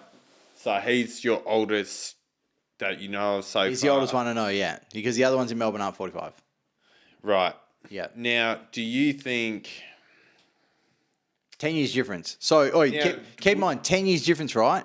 Yeah. If you take 10 years off my birth date, Ronald McFucking Donald, who's clearly just sperminating all the motherfuckers, was only fucking 31, dude. Right, okay. He was only 31. So he's still got another 10 years of spermination to be doing. I'm never going on this website, bro, ever, because I don't want some random fucking sibling to be like, hey, bro, your dad was a cunt. It's like cool. It's like fun. You know, it's like, who's going to be my brother today? No, I just think you're getting really lucky with like cool siblings, right? I feel like if I were to do it, if my dad had secret kids, I reckon they'd come out like fucking Nazis. Yeah, but them cunts aren't doing fucking ancestry tests either, you know. They probably have the same mindset. Don't know. The unwell ones aren't Don't doing know, don't the care. ancestry test, you know. Like, so anyway, So you reckon you might have more than, for sure, and they're not doing the ancestry thing, which For sure. means you guys aren't linking up. for fucking supposedly there's another one in Melbourne. Now, do you think a lot of people have this situation where, Well, what's the most confusing day in Rockingham, man? hey, What's the most confusing day in Rockingham? Father's Day. fathers, yeah, true. You know, You name me one of our fucking friends that has a fucking dad, man. I knew a Seriously, kid. you name me one that has a stable father. Idris. You don't know. What's You don't that? know. Who Yeah, the so you fuck don't know. is that? That's a new name, bro. Daniel Idris. He was in the army and shit. Real stable family. Who? Daniel Idris. Yeah. Anyway. Nothing. So there is.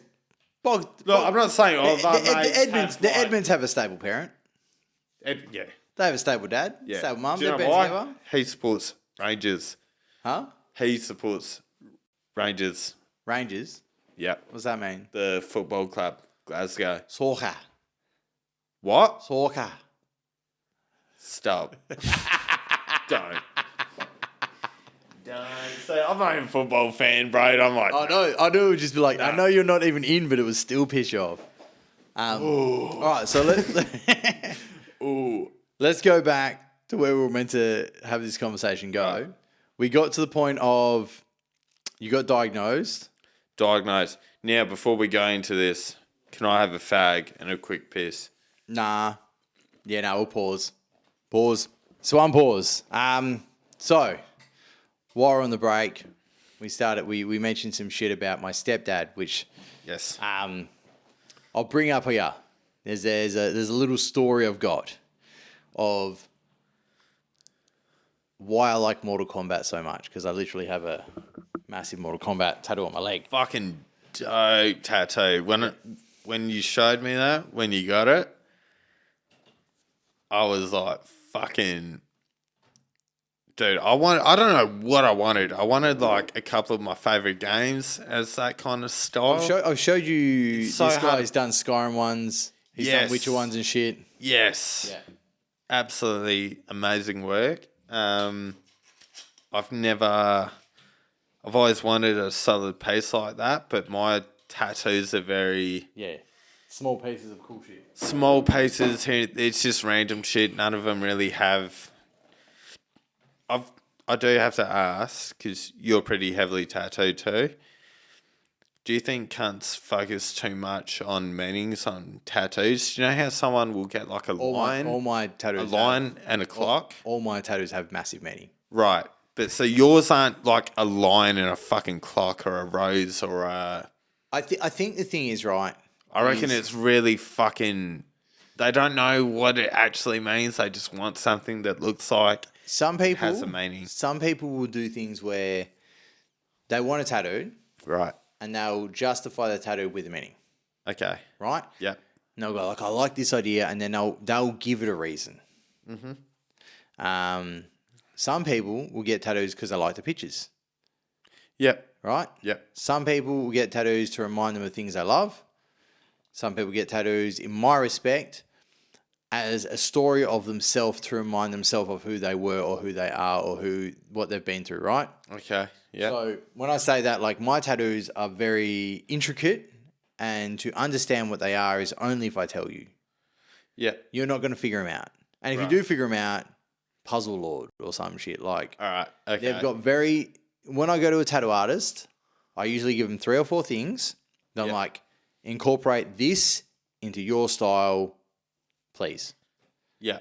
This is how big a piece I want. That's all I ask for. Because if I go to a tattoo artist, they're an artist.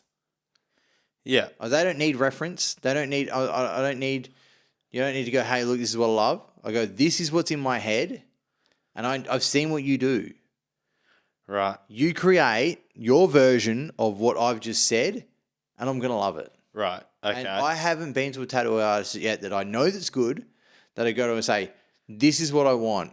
And not giving them a picture. No pictures, just go, this is what I want. You draw it your way. Yeah. I want your way because your art is your version, and that's what I want. And all I want is this specific little bits and pieces inside it. And you do that, I'm fine. I'm very paranoid about doing that. Like, if with my tattoo, it's like You've got very specific things that you like, right? Yeah. So like that's where what you've got is like, you know something you like, you want it. Yeah. Whereas what I'm doing is I've got things that are going to remind me of what I want to remember. Yeah, for sure. So give me your art in that version. There's nothing wrong with that. I don't think there's anything wrong with anyone's version of tattoos, even when they have dumb shit like a clock, a rose, and a line. See, that shit, I'm not going to lie, man, it bugs the fuck out of me. It annoys you because you wouldn't do it.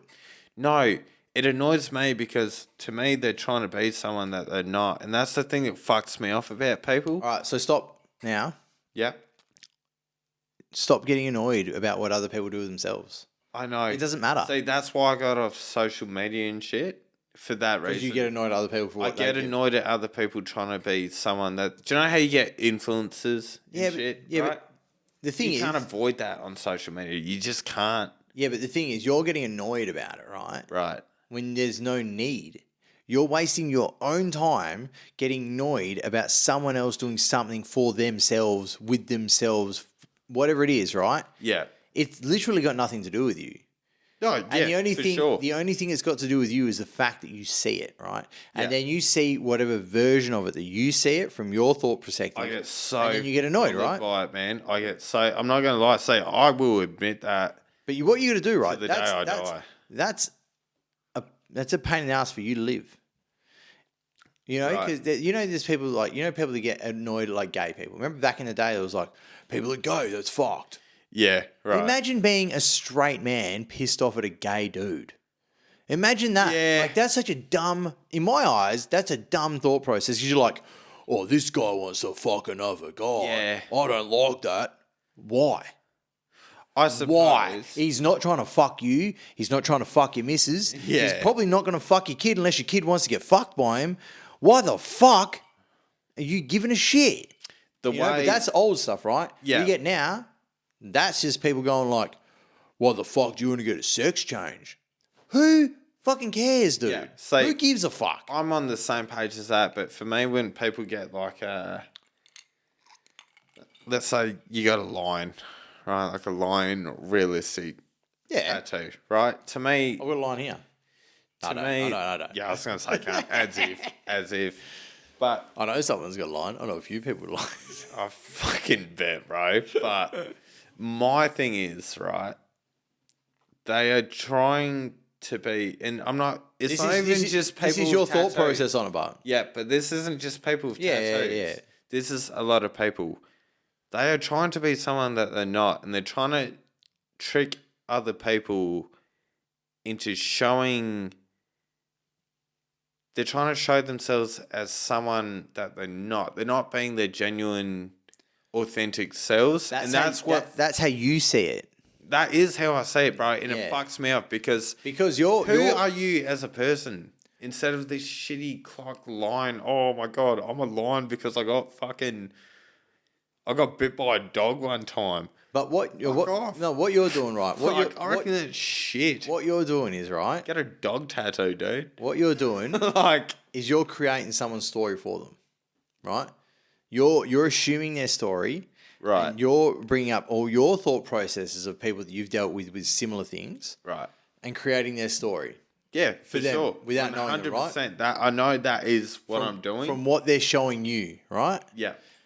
But then getting annoyed about it is Yeah. only a detriment to your own thought processes, your own life, your own existence, right? If you can walk down a street full of people, Right, okay.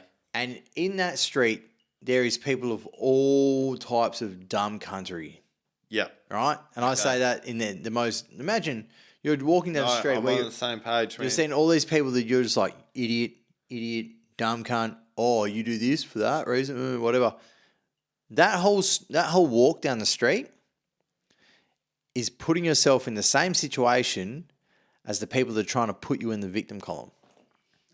Yes, but see, that's where I get annoyed because to me, I like people that can genuinely, authentically be themselves, right? Me and you can be Some people are very one-dimensional, two-dimensional. Yeah, I don't like the whole If you don't I'm like it, trying to be a people pleaser thing. I fucking hate that, man. There might just be something in there, something that's got them there. Their life has got them to a point where this is what they think is the right thing to do. Just because I don't have the patience for that. Whether you have the patience for it or not is fine, right? Yeah. But you're only pissing yourself off worrying about it. You're only pissing yourself off. I don't worry about it, man. But you have to avoid it. Like, I do avoid it, dude. I steer away from people like that. But here's the thing, right? If, let's say, I go out with a mate, and he's mates with other mates, and I find in a lot of these situations, they try to people please a lot. It's like, oh, bro. Some people do. Some people. But keep in mind, right? I find with a lot of people that get like the clockwork fucking thing. So many people, man, that I've met do the whole people pleasing thing. Here's a really funny thought to have, right? Because you're 11 years younger than me. Right. When I started getting... Man, you know that, dude? That's fucking... We had this chat earlier today. Hang on. Before we continue this, when did you meet me? Just so you people... were real young. Like 5? Nappies. 4? Nappies? Yeah. Nappies. Nappies. All right. You're 11 years younger because we spoke about it like an hour ago.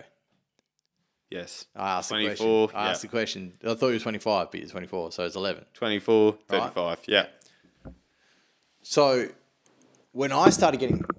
Fuck, that's the first time Are you going to Mike Tyson the mic? Got to give it one, bro. Got to give it one. When I first got tattooed, I was 17. I got my gut done, right? Right. That's dope, though. That's been covered up. It was really... Has it? Yeah, dude. No. Yeah, so it was an ace of spades with a melted skull inside it. Yeah, it was dope. It was so bad. It was so bad, man. I loved it. I reckon it was dope. You didn't see the melted skull. It was the ace of spades, man. Yeah, the ace of spades is just blacked out. I blacked out the original tattoo with a bigger ace of spades because it was so shithouse. Anyway. I mean, look, if it's a genuinely shit tattoo done by a dodgy artist, fair. Oh, well, no. Different story. The artist wasn't really dodgy. He just accepted what I'd bring him. That was the only tattoo I downloaded off the internet of fucking when ADSL had only just first come out. So it still took like fucking forever to download and then print. Okay. And it was some artist. Imagine this. This is like 2004? Maybe 2005? Okay, so you gave him a shit idea. I gave him a shitty picture when I was 17 and was like, I want this tattooed. And do you know what's even funnier? Actually, no, now I remember it. I gave him it, I was like, I want this, and I want it in a card with crossover slices, right? Right. So I was like, I want you to tattoo the card white on my stomach, and I want that in the middle. Like, so it was like an actual ace of spades with crossover slices in the corners, right? And he goes, if we were to do this tattoo that size, it would be more the size of a tarot card than it would be a playing card. Okay. And I was like, that sounds not cool. So, how about you just tattoo the spade? And he's like, okay. And I was like, cool. So I did it. I spent for 2.5 hours and I got my gut tattooed when I was 17. You know what's even fun? Actually, so I went to my mum and I was like, I'm getting a tattoo. I booked it in. I paid a deposit. Yeah. Getting a tattoo. And I wasn't old enough to sign it. I was like, you've got to come in and sign for it. And she's like, I'm not signing for you to get a tattoo. And I was like, you are signing for me to get a tattoo. Right. Because if you don't sign for me to get a tattoo, I'll pay someone in the backyard to do it and I'll probably get fucking AIDS. And do you want your son to get AIDS? Because you wouldn't fucking sign for me to get a tattoo? Oh, man. That is leverage right there. That is the best leverage you could hold against. Bro, I used to have the master room and dude. ensuite when I was 16. Like, Right. I knew how to control my mum. That's the worst part ever. This is what pissed me off about my childhood, is the fact that I had more control as a fucking teenager over my mum. And I'm like, why were you so weak? No wonder. Because, like, she just let me live this life where I could do whatever I want. I had control over her to do what I wanted in the house because she let me do whatever I wanted. You can't let a kid be absolutely free to do whatever he wants and then expect him to have any kind of obedience. To think that to think you matter. Yeah. To think, go fight your own battles when you're fucking 8. Yeah. And then at 16 to be like, you matter? Yeah. You suck. Like You taught me to be me and to be the best version of me I can by being an absolute fucking cunt because I have to make myself live because my life sucks. And now you think I should listen to you. You're dumb. You didn't give me any good advice except for be who I am. You created this become demon. your own parent. I was like my little brother and sister's parent, dude. Yeah. It was fucking dumb. Yeah. This is what we're actually meant to talk about when we came back here was fucking the Mortal Kombat, why I love video games. It's amazing how we drift off really fucking quick It's- from original. That's the point, though, right? It only happens when I hang out with cunts like you on the podcast, right. Because we can just do that. It's more. Hang on, I just gotta say it's more authentic, right? Than It's not, off. I have authentic conversations with people that I know a little bit. Yeah, Like it's for not sure. like it's an unauthentic conversation. It's just that It's natural. we know each other too much, Yeah, so we talk way too much shit. yeah. I've got to ask you a question, right? Do you remember when we first seen each other at Al's birthday party on fucking that beach in Freo. Yeah, was that fucking weird for you to see me from when you see me? I didn't know from who you when I were. was 10. I didn't know who you were. Yeah, exactly. You were like, a lot of people didn't. Darky, how's it going? And I was like, hey, man, because I'm so used to saying that to people that I don't know. Yeah. Did you think I didn't know who you were? Yeah, for sure. No, I thought about that with everyone, Did man. you think I knew who you were, but No. because of my reactions? No, even Because I was like, hey, man, how's it going? Like, See, I was really nice and shit. But I was like, it took me. even Maddie, man, Maddie, Scotty, Shano. hadn't seen you not for eons, Shano, dude. but like Seashell, everyone.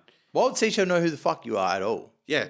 Why Like, would she? I remember, Had you met her before that? I think I met her when I was about 12 or 13, but No way. Like, She wasn't beyond around. that, like- she wasn't around then. if like I remember seeing Ben.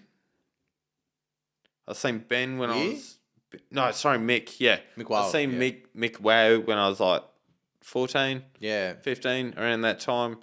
Because I that's don't, even for Albie's party, I don't think I'd seen them in like maybe a year or two. right now. And you were like 10 years out from that. Yeah, dude. See, here's the thing. Everyone, last time anyone really seen me is when I was like A kid. 12. You're a kid. A kid, right? Yeah. And when you were like, hey, Darky, how's it going? And I was like, I've got to know this motherfucker. right I now, don't see, know. here's the thing, right? I was kind of wasn't my party at all, but I was nervous because obviously Al's probably told people I'm on chemo and shit. No, Nah. right. So I didn't. If I knew you were going to be there, I would have been like, dope. yeah. But I didn't even know you were going to be there. I didn't know who you were. My I thing did, like, was but I didn't. I also didn't know 30% of the people there right. because I'm not Yeah. a Freo dude. Same. So like, I'm not a down here guy, man. Yeah, Down no. here's way more chill, by the way. what Rocco? I can feel a huge difference between Freo in here. Yeah, dude. Fucking huge, man.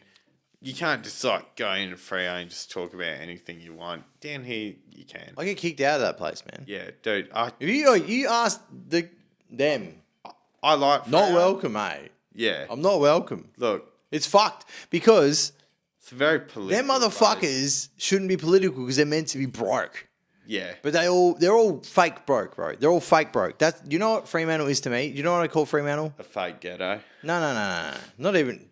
Imagine saying Freo's ghetto while you grew up in Rocco. You'd be like, oh yeah, like I don't know, man. Like fucking South Street, bro. I've seen some weird shit already. I've been there 3 weeks. That's just junkies, dude. That's coming from someone from Kwinana, though. Yeah, but that's just junkies. It's different. Yeah, Watching junkies do weird shit isn't hood shit. It's just junkie shit. Nah, dude, the public housing on South Street, bro. I no shit, dude. But- I walk down the street to work and some cunt's like talking to himself on the fucking main road. Yeah, that's. I'm like, yeah, right, cunt. Like, I never had that in Kwinana, man. Oh yeah, that's surprising. My Kwinana auntie, is chill compared to where I'm Oh yeah, at yeah. now. Kwinana's chill compared to Freo because everyone thinks Kwinana's hood, but Kwinana's only hood inside the houses. Yes. Because that's where all the bad shit's Very going true, on, right? yeah. Very, It's very not happening on the true. streets because the minute it happens on the streets, cops are there. Because the cops are ready in Quinny, right? Yeah. So everything that's bad's going on behind closed doors. Everyone's close to the cop shops there. But what I was going to ask you... Well, you said you haven't seen people talking themselves on the street. When I was real young, my auntie told me about her friend that had 7 personalities. And this was my first understanding of someone with schizophrenia. Because one of her mates went to jail for burning his own house down because his kid told him to. His kid was someone that was one of his personalities. He was married to himself Oh, is that and had a kid. No, this is in Melbourne. So No, yeah, I know, but is this like that fucking... What's that movie? Glass? I haven't seen it.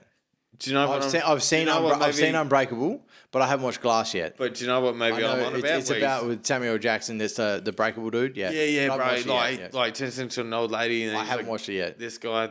Split. Split. Yeah, so that's Yes. Yes. schizophrenia. Real? Yeah, that's how schizophrenia works. Like you change between people. I thought it was more of the fact that you see shit that's like non. No. So No, that's a side effect. There's different versions of schizophrenia, but Split and Fight Club are probably the best depictions. Awesome movie. Yeah, probably the best depictions of schizophrenia in movies because Split shows it in a very practical way. It's like different personalities, completely changes where he gets superhero abilities, which Very is insane, right? baseline, fucking mainstream shit. But Fight Club shows it in a way of, do you know what Edward Norton's character in Fight Club's name is in the movie? Funny enough, I do not. Do you know why? Why? Because during the entire movie, it never says his name. It only tells you Tyler Durden's name, which is Brad Pitt.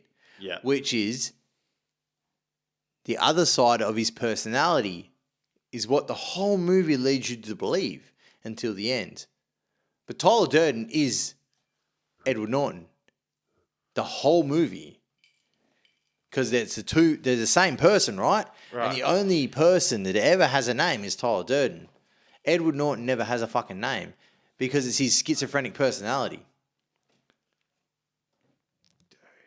Popped your head a little bit there. Yeah. It's I got to rewatch that. Fight Club. I've watched Fight Club about 46 times. No, I haven't seen it that many times. I've seen it a lot.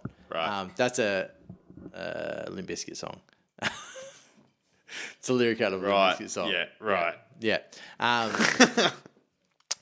Should be in Melbourne in 2 weeks to watch them, but I'm not going because I don't have enough fucking money. Anyway, I've seen them before. I'll live.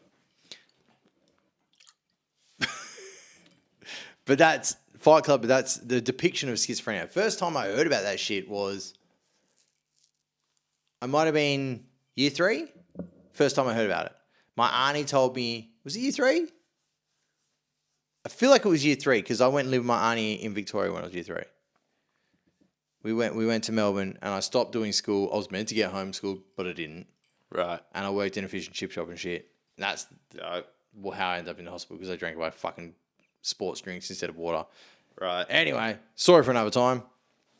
I'm going back to the Mortal Kombat story. Mortal Kombat. We're going to get there. Go. With as many as we get sidetracked instantly. Okay. So, when I was younger, right, Yeah. Mortal Kombat was a game that... Mortal Kombat is Sonic. and Asterix and Obelix. They were like actually, Asterix and Obelix was earlier. Mortal Kombat was like my go-to safety game because you could convince another person to play Mortal Kombat with you. Sonic, you couldn't, and I didn't have Asterix and Obelix at that time. Right. Mortal Kombat, you can convince an older person. When I say an older person, I don't know the ages of these people because I was in year 3. I was like young. I was 8. Yeah. 8 to 9, like year 3, year 4. Fuck, this is rough. Sorry. I lived in a house in like, not a cul-de-sac, but like a street that was like thing. And there was 3 other houses that I could go to in the street when things got really bad. Right. Like, the violence was so bad in that house, I had to run away because I was scared. So Okay. I would run to, I think it was like Natalie and Sarah were like sisters that lived there, and there was a guy that lived there, but I can't remember. But so there was one house I would run to, and they had a Sega Mega Drive with Mortal Kombat, Right. and I knew I could go there and play Mortal Kombat, and it'd be like, I don't know. I think it was the idea of like fighting someone while someone was getting bashed in my house, which was my mum and fucking Pig Dog beating her, Yeah. was like me getting my little revenge. Right. Thinking of that now, and this is why it's a bit weird because I don't think I've really said this out loud. That was dark. I would run across the street, 4 houses down. I can show you the street on maps later, Right. where it is and how far I went to this house. Would knock on the door at night time and go into their house and play Mortal Kombat with them to escape the house where real Mortal Kombat was happening. Right. Okay. Like, that's fucked up. Yeah. Now that I say it out loud, that's even more fucked up. Look, But that was like my savior, was playing Mortal Kombat, right? I don't see anything wrong with that because the first night that I got chemo, the game that gave me, because I asked Al, I was like, hey, can you bring my PlayStation? Because I'm not sitting here for another 2 weeks on fucking nothing. Just in this hating bed. life. Just plug me in, or watch some shit, play some shit.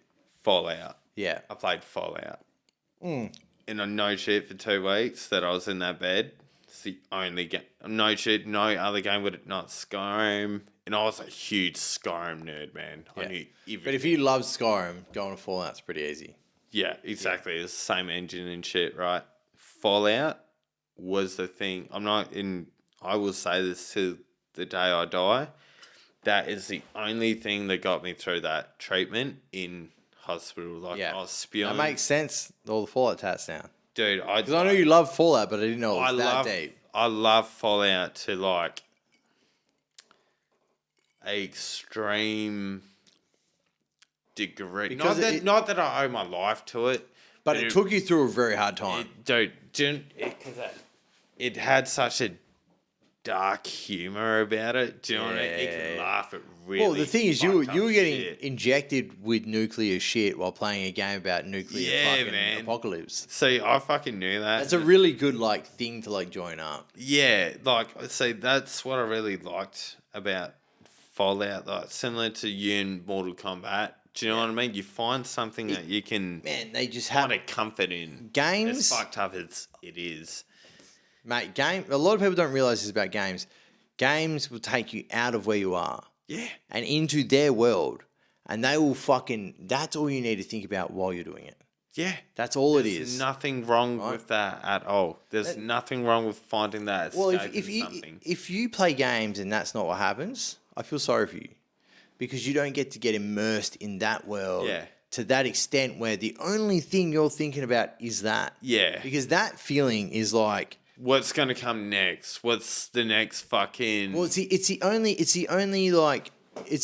true in the now kind of feeling you can get, right? Yeah. Like when I skydive, there's no more in the now than that, right? Yeah. When you're skateboarding, there's no more in the now. If you're not thinking about skating when you're skating, you eat shit real fast. Yeah, for right. sure. And when you're skating, I've never had that feeling where like you're skating and you think about something else. You don't, because your body knows you need to be focused on the task. Right. Gaming when you're in the zone. Takes you to a whole other world because the exact same thing is like you're so deep there that that's what it is. That's all you think about. Yeah. You're not distracted. There's nothing else going on. It's very hard to find things to do that. Like, and I'm a person, as we all know, well, as you know, I try and find things to live now. I was at a wedding 2 weekends ago. Right. And they're like, why the fuck are you like this? Like, why are you doing all this fucking crazy shit? And I was like, it's not even crazy. I'm not doing anything crazy. And they're like, no, it's all crazy shit. I was like, no. I was like, I'm just trying to live. Like, I ain't trying to, like, you think I'm trying to die. I'm trying to live. I'm just trying to I literally am trying to live because I know one day I will die. I will die. So I need to exist while I can. I hate the assumptions of people that they make off a whim, off an action that you do. Do you know what I mean? Like if I say it's not understanding. There's no reason to hate. There's no understanding. That's what I mean. There's no understanding. Like yeah, but you can't hate someone for not understanding. That's like hating a fucking 2-year-old for not being able to read. Well, see, here's the thing. I don't hate them for not understanding, but it's like I don't like the assumption that people make based off a whim. Like, oh, he's get chemo. Like, if I say I love getting chemo, right? They're like, oh, he's a fucking idiot. Yeah, it's like, how about you fucking try and understand it first before you sit there and question me about it? It's like it's lazy. It's lazy. It's lazy, That's but what it's it like is. The problem is, it's lazy. This is my body, right? I chose to get chemo. I could dodge that shit by getting a bag for 6 months. I don't know if the bag's going to fix it. The bag wouldn't fucking fix it. The bag would not have fixed that at all. I'd still have the same disease. I've been. You probably still have to get chemo with the bag. Exactly. That's what I mean. I don't feel like you can't say chemo and bag are different. Like they're very different. They're not gonna lead the same path. One's not gonna fix it. I would have been getting chemo with the bag. The chemo was coming, man. It didn't matter. Yeah, the bag was just like safety thing. I don't even know what the bag was. Safety thing. I don't even know what the bag's for. If you tell me you're getting chemo, right? Right. Because chemo kills things. Yep. What's the bag do? Now, so what the bag does, right? It collects things so it doesn't go all the way there. It gives your bowel like a break from the process of digesting and so forth, whatever you've eaten. Now, but you've got ulcers the whole way up. So to me, the bag didn't fucking matter. The bag's still not going to solve the. You're going to put esophagus. You're going to put a bag here. You're going to put a bag there. Do you know what I mean? To me, that I didn't give a fuck. It's like, just give me the chemo, man. Stop like you're sitting gonna get there. bugged anyway, right? Huh? Sure, you're gonna get. I mean, we're not doctors. We're not doctors, but like I feel like for sure you're gonna end up getting chemo. No, the chemo is going to happen because what they said was, I have a 75% chance of getting my bowel cut out because of cancer somewhere up because of it. Now, because of that, because cancer's going to come from somewhere, right? Have you got like a life expectancy? Have they given you like you're going to die? Nothing at all. Now, I've got so they're like, you've got the most extreme case. Yeah. They're like, this is fucked. We're going to give you chemo forever. Yeah. Like we don't have an end date. But they also haven't said you possibly got 10 years to live. They're just like, you'll be fine. I'd never had like a time frame for anything, not chemo, life expectancy, nothing, right? I never had any of that. And even then, if I had like 5 years to live, I wouldn't change anything. Yeah. But even if the bag gave me an extra 2 years, fuck off. I'm not like living there for fucking shit bag. Does it ever worry you that like you haven't been given a time frame? Does it ever a fucking bit? Does it ever like? Do you ever think like fuck I could die tomorrow? Does that ever pop in your head? What? Say when I was like 20, that was a thing for me. To me, I was like, my thing was I'm gonna die at like 2 years' time because like, you know, if you get I feel like when I was 20, man, I had dead by 20. What was it? Dead by 30. Dead by 30. Right. That was my thing at 20. Yeah. I was like dead by 30 because everyone over 30 is a fucking loser. Yeah.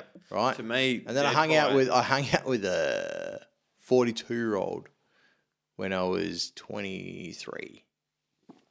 Right. And I was like, oh, See, people aren't losers after 30. no, I'm a loser for thinking that. I'll be honest. One of my best friends, she's 42.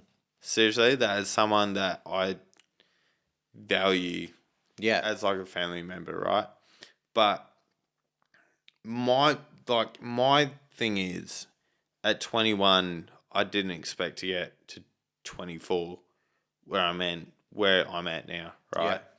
And I thought, live life to the fullest. Drugs, Yeah. alcohol.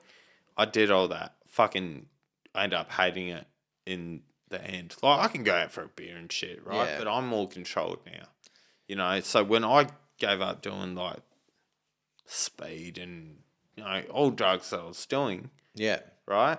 I realised I have more quality of life What? when I sobered up, because I thought I don't think drugs are like the drugs aren't the ending. they're not the living of life, right? No, they're not at all. It's like, to me, what drugs were, it's like, I want to get as much experience as I can from life.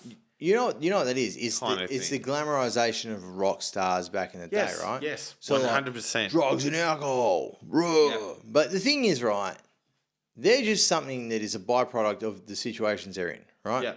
The rest of what they're doing, the touring, the fucking different cities every night, the adventure to make the gigs, all that stuff, all the background Yeah, is realistically the crazy times of that.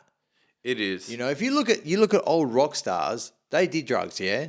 Yeah. But drugs aren't the crazy part. No. That's just like a whatever, it happens. It's the moments That's really matter, Yeah, right? but because everyone's been indoctrinated by governments, by all that bullshit to think drugs are really scary, drugs are really crazy, like drugs are this big massive thing. Yeah. When you make a movie about a fucking band and you're like watching this guy snort coke all the time, you've got Not appealing at all. yeah, but you've got when you're like you don't know, right? If you look at an hour-long movie and you've got a junkie snorting coke, shooting heroin, doing this, you look at have you seen The Dirt, the Motley Crue movie, right? Yes. That movie is amazing. It's a really good movie, right? I love that movie until they showed the band members at the final thing, because apparently that concert fucking Sucked, yeah, it did. But dog shit. the thing is, right? Surprised any of them are That fucking movie, alive, that bro. movie is really good, right? Yeah, awesome movie. But what it really focused on was the degeneracy. And the degeneracy is glamorous in a movie, right? Yeah. Because it was called The Dirt. It was based off Nikki Sixx's fucking like memoirs of it, right?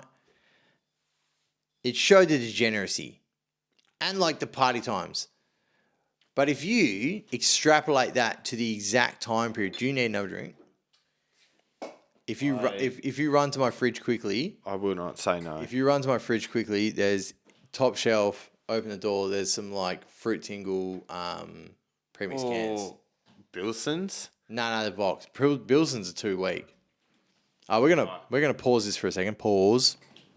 Unpause, and we're back. So, The Dirt, yeah. So if you take that movie, right, and you extrapolate it over the exact amount of like hours of lifetime they had to live in between all that, you'd be like, oh, the drug taking part of that isn't as wild as it is. It's not. You know? It's really not. Like the whole... Do you know how they really dramatise the whole heroin thing? Heroin's not It's hardcore, for sure. No. Like dramatizing heroin is hard because you know what heroin is? Sleep. Yes. So, you know, when they're like, oh, doing whatever they do for movies to make heroin Yeah. seem like a thing, heroin is just like a nap drug. Yeah. Like you do it and everyone just has a fucking nap, you know? Like, Yeah. It's just fucking... There's nothing going on. It's just a fucking... Yeah. It's a really sad drug. I don't know. I don't like from my experience, my experience with drugs, which is not a lot of people especially my family, actually. Like, not Albie, Dave, Mum. They knew I did some shit, but they didn't know. Like, I wasn't addicted to shit, right? There's if you're addicted, right? Right. You'd still be addicted now. That's Yes. the thought process Yeah, of addiction. exactly. Right? But my mindset with the whole thing was I'm gonna die at some point within Well, this all started after the diagnosis, yeah? after. So this is like when I'm like 20, right? So after 20, you started doing like a bit of drugs, yeah? Yeah, heaps. Not like a bit, dude. It was like fucking Going hard.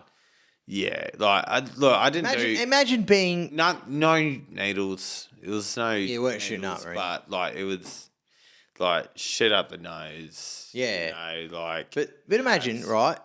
17 to 20, what, you're 3 years in of chemo? yeah. And to me the mindset is like, well, I haven't been told I'm getting off it. I'm still getting it. It's a long term thing. To me, it's like Would you look at this like you were a victim at that point, so you went to drugs? The look No. on your face was the best part, because I was like, I knew you were going to be pissed off. No. See, never one. Look, in 7 fucking years of getting this shit, and people fucking, I'm not kidding you, hundreds of people have tried to make Convince you to be a victim, I know. They've tried to, oh, you poor fucking thing. I'm not a poor fucking thing, man. I work, I make money, right? I go to work the day after chemo. I'm not a fucking victim. I thought Right? you have a day off after, you have the day of off, and then you go work day after. The day I get chemo, That's fucking my day insane, off. dude. Like, you literally, like, you get chemoed up, die for a day, then next day you're at work. Yeah. Then that's... Do you get, actually, I haven't asked you, have you got is there any benefit, or do you have to pay for chemo? Like, chemo's paid for? Chemo's paid for. So basically it is $2,000 a pop, but because of Medicare, you don't have to. Look, I don't really know the ins and outs. I'm just assuming. I've never once paid for the fucking Yeah, thing, but because Medicare covers it. It is $2,000 a pop, though. I do know And that. You don't get any payments while on chemo. You just get like normal job seeker if you were. Not anymore, no. So like, I'm not on Centrelink. No, but if you weren't to work, you would be on job seeker like a normal person, yeah? Or you'd be on disability? I tried getting on disability for chemo and I couldn't get it. Yeah, so you'd be on job seeker. I was on job seeker, yeah. And here's the thing, I couldn't work, man. So the whole because time, you're fucking getting chemo and shit. Exactly. And it's hard for imagine, like, I can imagine. What's it like for an employer knowing that one of their employees is on chemo? Look, how hard is it to hire someone like that? Now, it's not even like the employee thing. To me, that was like an everyone thing. Everyone looks at you like you're, and this is why I was weaker, softer, not as good. So everyone looks at you like a fragile thing, right? Now, and that's what I was going to say to you earlier about going to Albie's party like 2 years ago. I was nervous about people looking at me like I was like this fragile. I didn't even know. Yeah.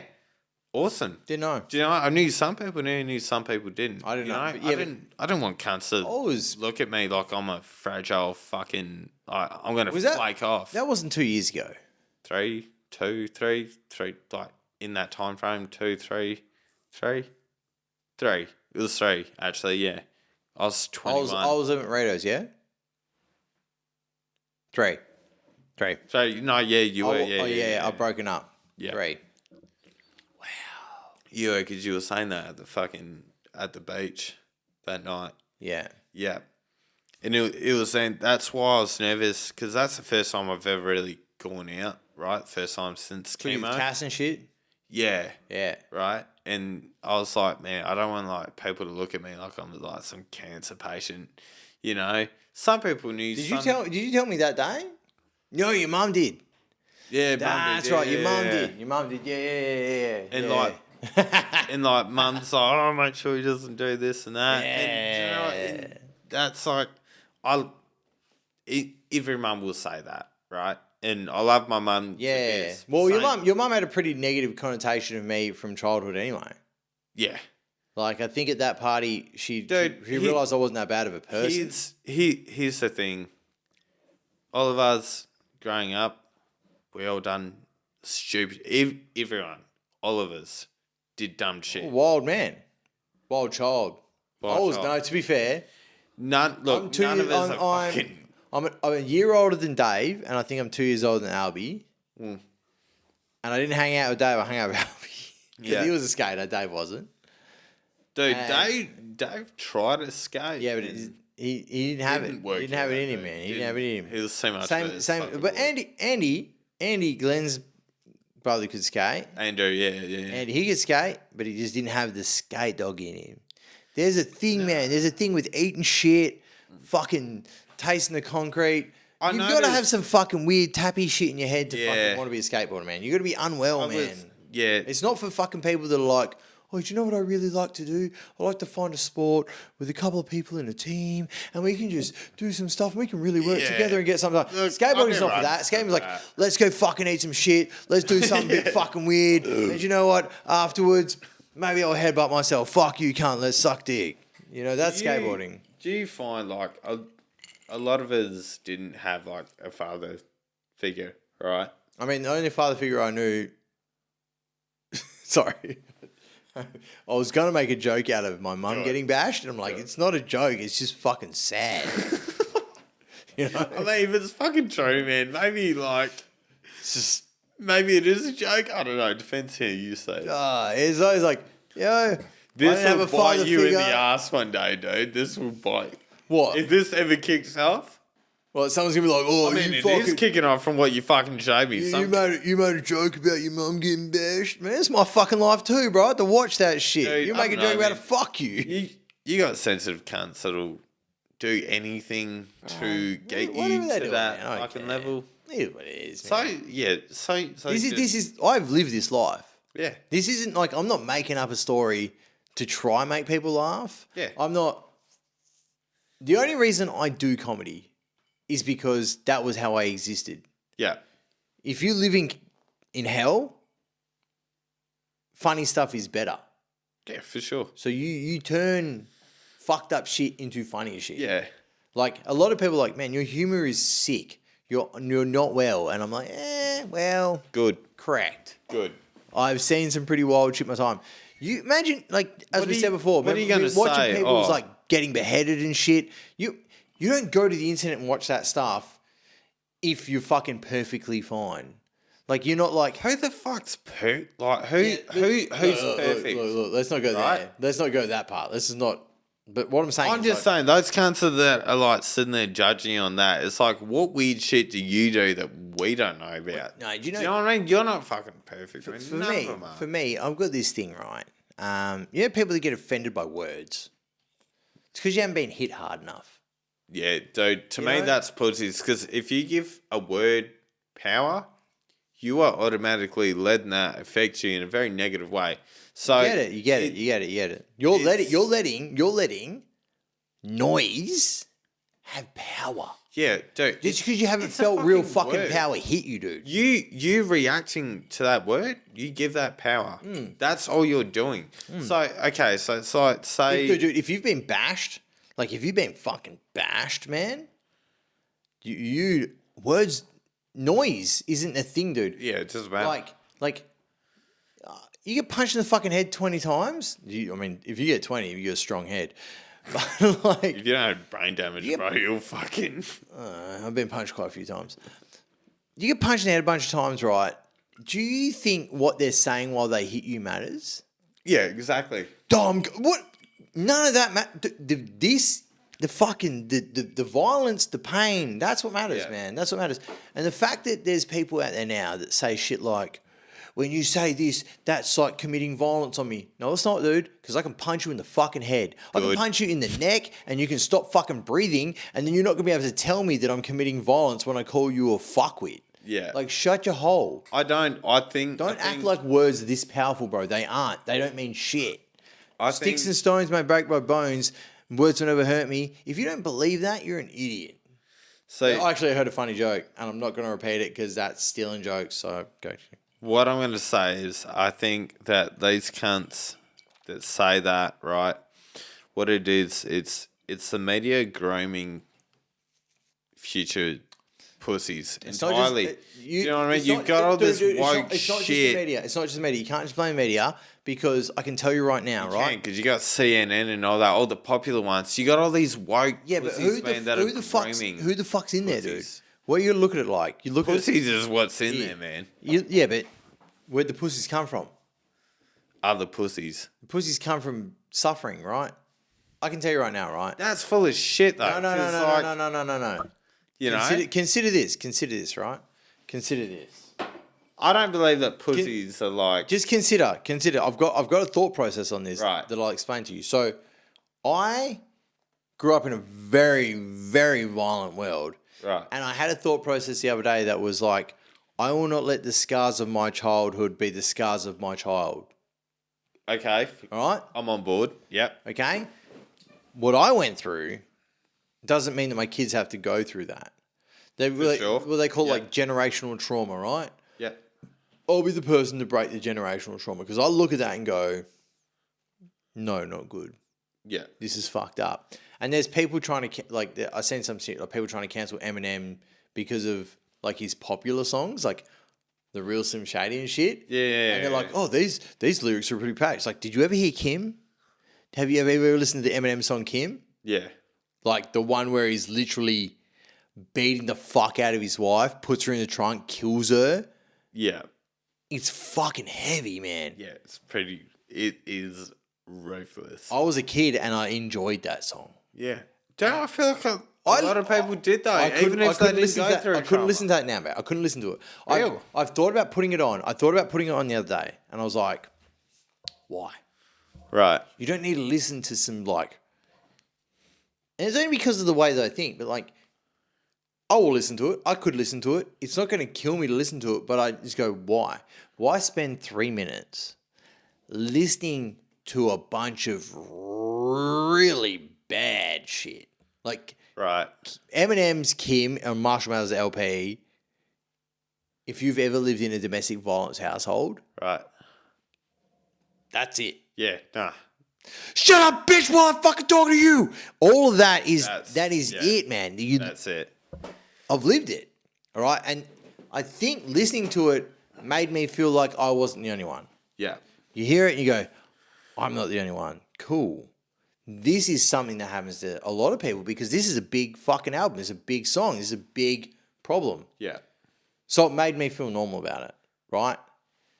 That helped me learn to become an adult and go like, these things aren't normal. This thing isn't... we shouldn't let kids deal with this bullshit, right? Yeah. We shouldn't... let's not beat the people to be like, let's do it again. Let's continue this bullshit on, right? Within that process, that creates people that just go like, we don't need this, right? For sure.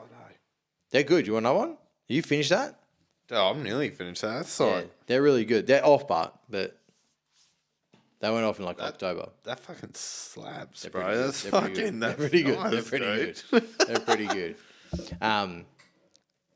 I think I drank like a can of that in like a day nearly. That's the 4-pack that was left from it. Dude, that's unreal. That's they're pretty good. They are good, man. Yeah, they're really easy to go That down. doesn't even feel off, man. That feels like... Oh, no, they're still drinkable. Yeah. Still very drinkable. I mean, it's like best before, right? yeah, but like... It just means the there's- alcohol it's is just- a little no, bit no, higher. it's not the alcohol that goes up. It's just the fucking fizziness. The fizziness goes flat. No. Oh, man. Yeah, pretty much. I'm a victim. Yeah. Like, you know, Yeah. it's like, pity me. But Please. that's what I mean. Like, it's like that, the generation that grew up listening to Limp Bizkit, Eminem, D12. Dude, I grew up... No. Like when it first was coming out, the era, like my era, I can't speak for my entire era, but I can speak for what I grew up in, right? Right. And it was violent households. And I wasn't the only one that, like, I knew that grew up with the fucking dad beating their mum, or their stepdad beating their mum. It was everyone I knew. Yeah. That was kind of normal. For me, at my age group, I feel like that was fucking normal. And it shouldn't be normal, but I grew up in a fucking lower socioeconomic area. Socioeconomic area.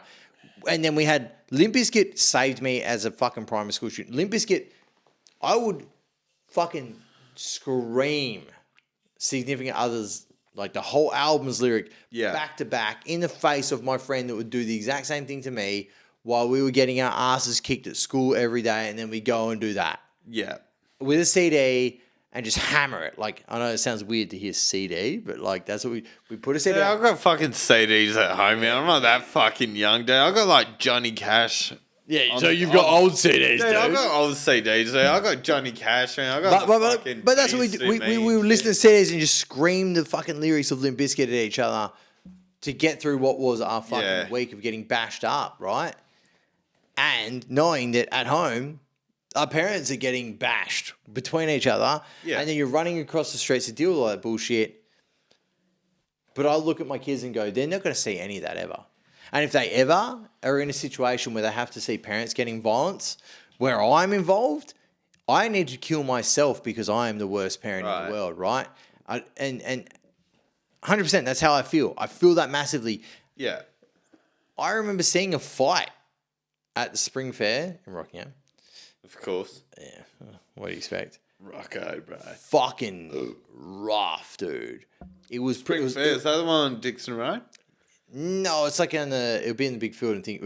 I don't know where it was. It used to be in the big field where the memorial is. Yeah. But this was 4 dudes, 1 guy, and it was nighttime. And I think about this a lot because I've got very strict routine with my kids, Right. Because it's easier. And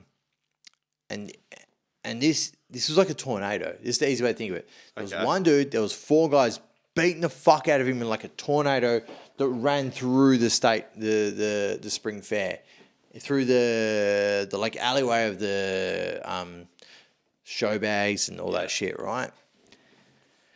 And I got grabbed and pulled back, and it went right past me, like past my body, and there was some dude just getting belted. I was like, fuck. But it wasn't the first time I'd seen anything like that. Right. It wasn't the first time I'd seen 4 dudes beating 1 guy. Yeah. And I was young, but I remember seeing him being like, fuck. And I was scared, but I wasn't scared enough to run. I was like, this is fucked. Yeah. Someone had to pull me back so I didn't get hit by them in the process of this. Yeah. Because I was like, this is bad. But didn't move. I've got a weird question. Me and you, like, we grew up the same way, you know, like Single mum, single mum, stepdad. dad's a piece of shit, you know. I don't know my dad, so I can't say dad's a piece of shit. My dad was my dad, but basically a stepdad. Neil was around till how old were you? Like 8? He fucked off when I was 10. 10. We moved to Scotland for 3 months. And then All of you? Or just you and me? Do you remember how we had that last party at Townsend? Yeah. So we fucked 3 months. Yeah. Because we were going to go live in Glasgow, right? Yeah. Didn't really work out. We ended up coming back. Mum got back with Dad because, you know, Neil was like begging, right? It says he changed and all that. He only got worse. And he finally fucked off when I was 14. Yeah. And I remember just being like, don't get me wrong, the guy's a piece of shit, right? But Kid. when I was a kid, he was like my fucking idol. Yeah. And like I would have done anything for that. Oh, man. for I would have sure. killed someone, right? Like Sure. Man, I used to think a lot about my mum when I was a kid. I used to think a lot about Pig Yeah. Dog when I was a kid, but the minute you look back on that when you start learning about real life, you're like, dude, it fucking drops real quick. Quick. That perspective, when you start getting a realistic view, of other people? that drops really fucking quick, right? So with Neil, like when he bailed, what really dropped, man, when I was 17, this is like this is like 6 months after chemo, right? I sent him a message and I said, hey mate, I didn't want anything from the cunt at all. I haven't seen him in 5 years. Didn't want anything. Yeah. I just felt like I felt obligated to tell him because he's like Yeah, because he's your dad. my dad, right? I sent him a message on Facebook and I said, hey mate, You know, I don't remember the message. It was just like, I'm getting chemo. Yeah, you were just giving the info. He left me unseen. After that point, I didn't have a dad. I never had a fucking dad. My only dad was Al and Dave. They took turns. Mate, let's be honest. They've always been my Oi, fucking dad. that's a step up to your plate moment, you know? Yeah. That's a step up to your plate moment. That's where, like, hey, Yeah. step up to the plate. And do you And know what what? did he do? What did he do? Nothing. Mate, I'm not man enough to step up to this plate. Yeah. I can't do it. I can't do it. Dude, can't do it. that motherfucker had 5 kids. Me, my sisters, Dave now, and his stepkids. Motherfucker couldn't be there for any one of us. Well, I right? technically have 5 kids. I've got 3 kids of my yeah. own, 2 stepkids that I don't speak to at Right. the moment. But, like, you would have put in effort, whereas if you were still in their lives, right? Oh, bro. If you were still with the mum, you still would have been. I can tell you right now, if either of them called me today, You'd be called there, me right? tomorrow, and they're like, Darcy, Dad, Darky, whatever the fuck they want to call me, dickhead, Dude. I'd be like, what do you need? Yeah. What do you need? The only thing that I probably shouldn't say this out loud, is I don't know if I'd be able to give them a place to live because of my paranoia that they become a spy as opposed to needing help. Right. Yeah.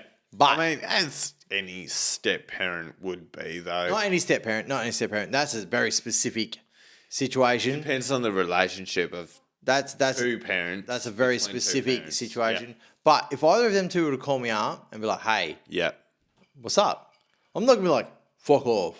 Yeah. I'm here. You're there. They need help. Call me. Yeah. If you say I How need old are help, they now? Maya's 18, Malachi's 16. Because I remember you Maya's were. pregnant. Fuck. Yeah. I do remember when I was like a kid, you were with Yeah.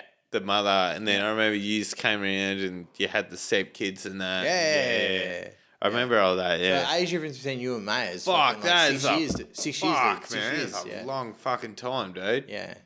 I was dad for 10 years, so that doesn't go away, man. Like that, I was there to do whatever I could. See, do you know what's funny? I see like the mistakes my dad made out of 5 fucking kids, man. Right? Let's be honest. I made a lot of mistakes. You know when I got together with her? Do you know how old I was? Everyone does, man. I was 21 when I got together with her. Nothing wrong. I don't know what fucking point any cunt thinks that a 21-year-old TAFE student is a good parent, but I think people feel the need to step up, you know? Like I feel like it comes from the person, not the age or whatever. I feel like it genuinely comes from the person to make that call. It's not influence. nah. You know, so like personally, you made that call to do it. You Yeah. didn't get influenced. You were like, I got to step up. I've got to do it. yeah, but right? the problem is right. If someone with a fucking brain, Right, because there was people out there telling me that I shouldn't be doing it, right. but they're all fucking losers that are not my friends to this day. So there we go to show that. If someone with a fucking brain was like, "Hey man, have a think. Like, do you really think this is a good idea for your entire life?" Right. But I was 21, man. I didn't have any great prospects. I didn't have anything amazing. No one does though. Right? Yeah, but that's the thing. No one does. You don't know who you're going to be. But no one should be a stepdad at 21. I think I've got this thing, right? I've got this thought now. No one should be a stepdad before 25 because you're a fucking idiot. You're an idiot, dude. Your brain's still developing, man. Like, Not that your brain's still developing. It's like you're an idiot, dude. Like, if you're going to get with a chick, you're going to that's going to tip over if you don't do the knobs twist. Oh, yeah, you're lucky. Boom. If you're going to get with a chick that's got fucking kids, Right. there's a problem there already, right. right? Not the kids that are a problem. It's the person that had the kids is a problem, and the person that had the kids with them is a problem. Yeah. You're going to get there and replace a spot. Every stepdad is always a replacement. Yeah. You need a piss. Hell Pause. hard. Pause. And we're back. So, Yes. we're going to go back to try and finish this Mortal Kombat story we started okay. before the last break, which was I was running across streets and shit, so I'd go to play Mortal Kombat. Right. So it was like my little saving grace. Yep. It was my little thought process that made me go, I can involve myself in this world of ultra violence that is better than my world of actual violence. Yep. That is how I became a massive gamer. Yep. That was the whole point of that story. Oh, and that was the whole thought of trying to explain that story to you, is because Mortal Kombat was one of the earliest games that I got really stuck into. Yeah. The three games that were like my main early games was Asterix and Obelix. If you haven't played it, you got to.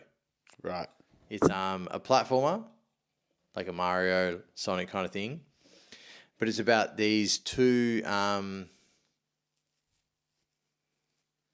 What are they for? They're not Greek. They would fight the Romans. They were. I can't even think of what they were. But anyway, Asterix is a little tiny Gaul, a Gual, a Gaul. Right. And Obelix was this big fat dude. It was a big Obelix, right? And it was like the first level, the first boss of the first level was a hog. And you'd have to beat the hog and you go next level. And then you'd be Obelix in the second level. And then if you played two player, it was Asterix and Obelix. But if you played it single player, first level was Asterix, second level was Obelix. Amazing game on Sega Master. Right. Right? Like, actually, I'm going to, when we turn this up, I'll show you it just because I've got it on like a little Ambinic, I think. Yeah. And then Sonic, if anyone's never played Sonic, well, fucking it's the best. And Mortal Kombat.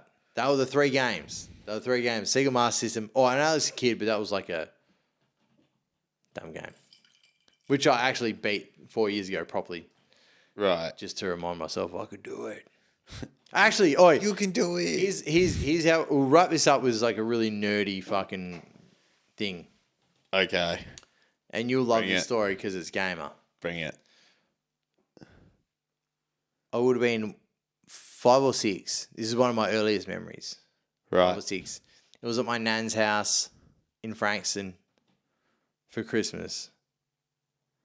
And I got Asterix and Obelix for Christmas on my Sega Master System. And I was fucking like, yeah. This isn't a game. I don't know. Do you ever rent games? What, from like Video Easy and shit? Yeah, Okay, always. so you did? Okay, cool. Always. Cool. So I rent. Assassin's Creed 2, man.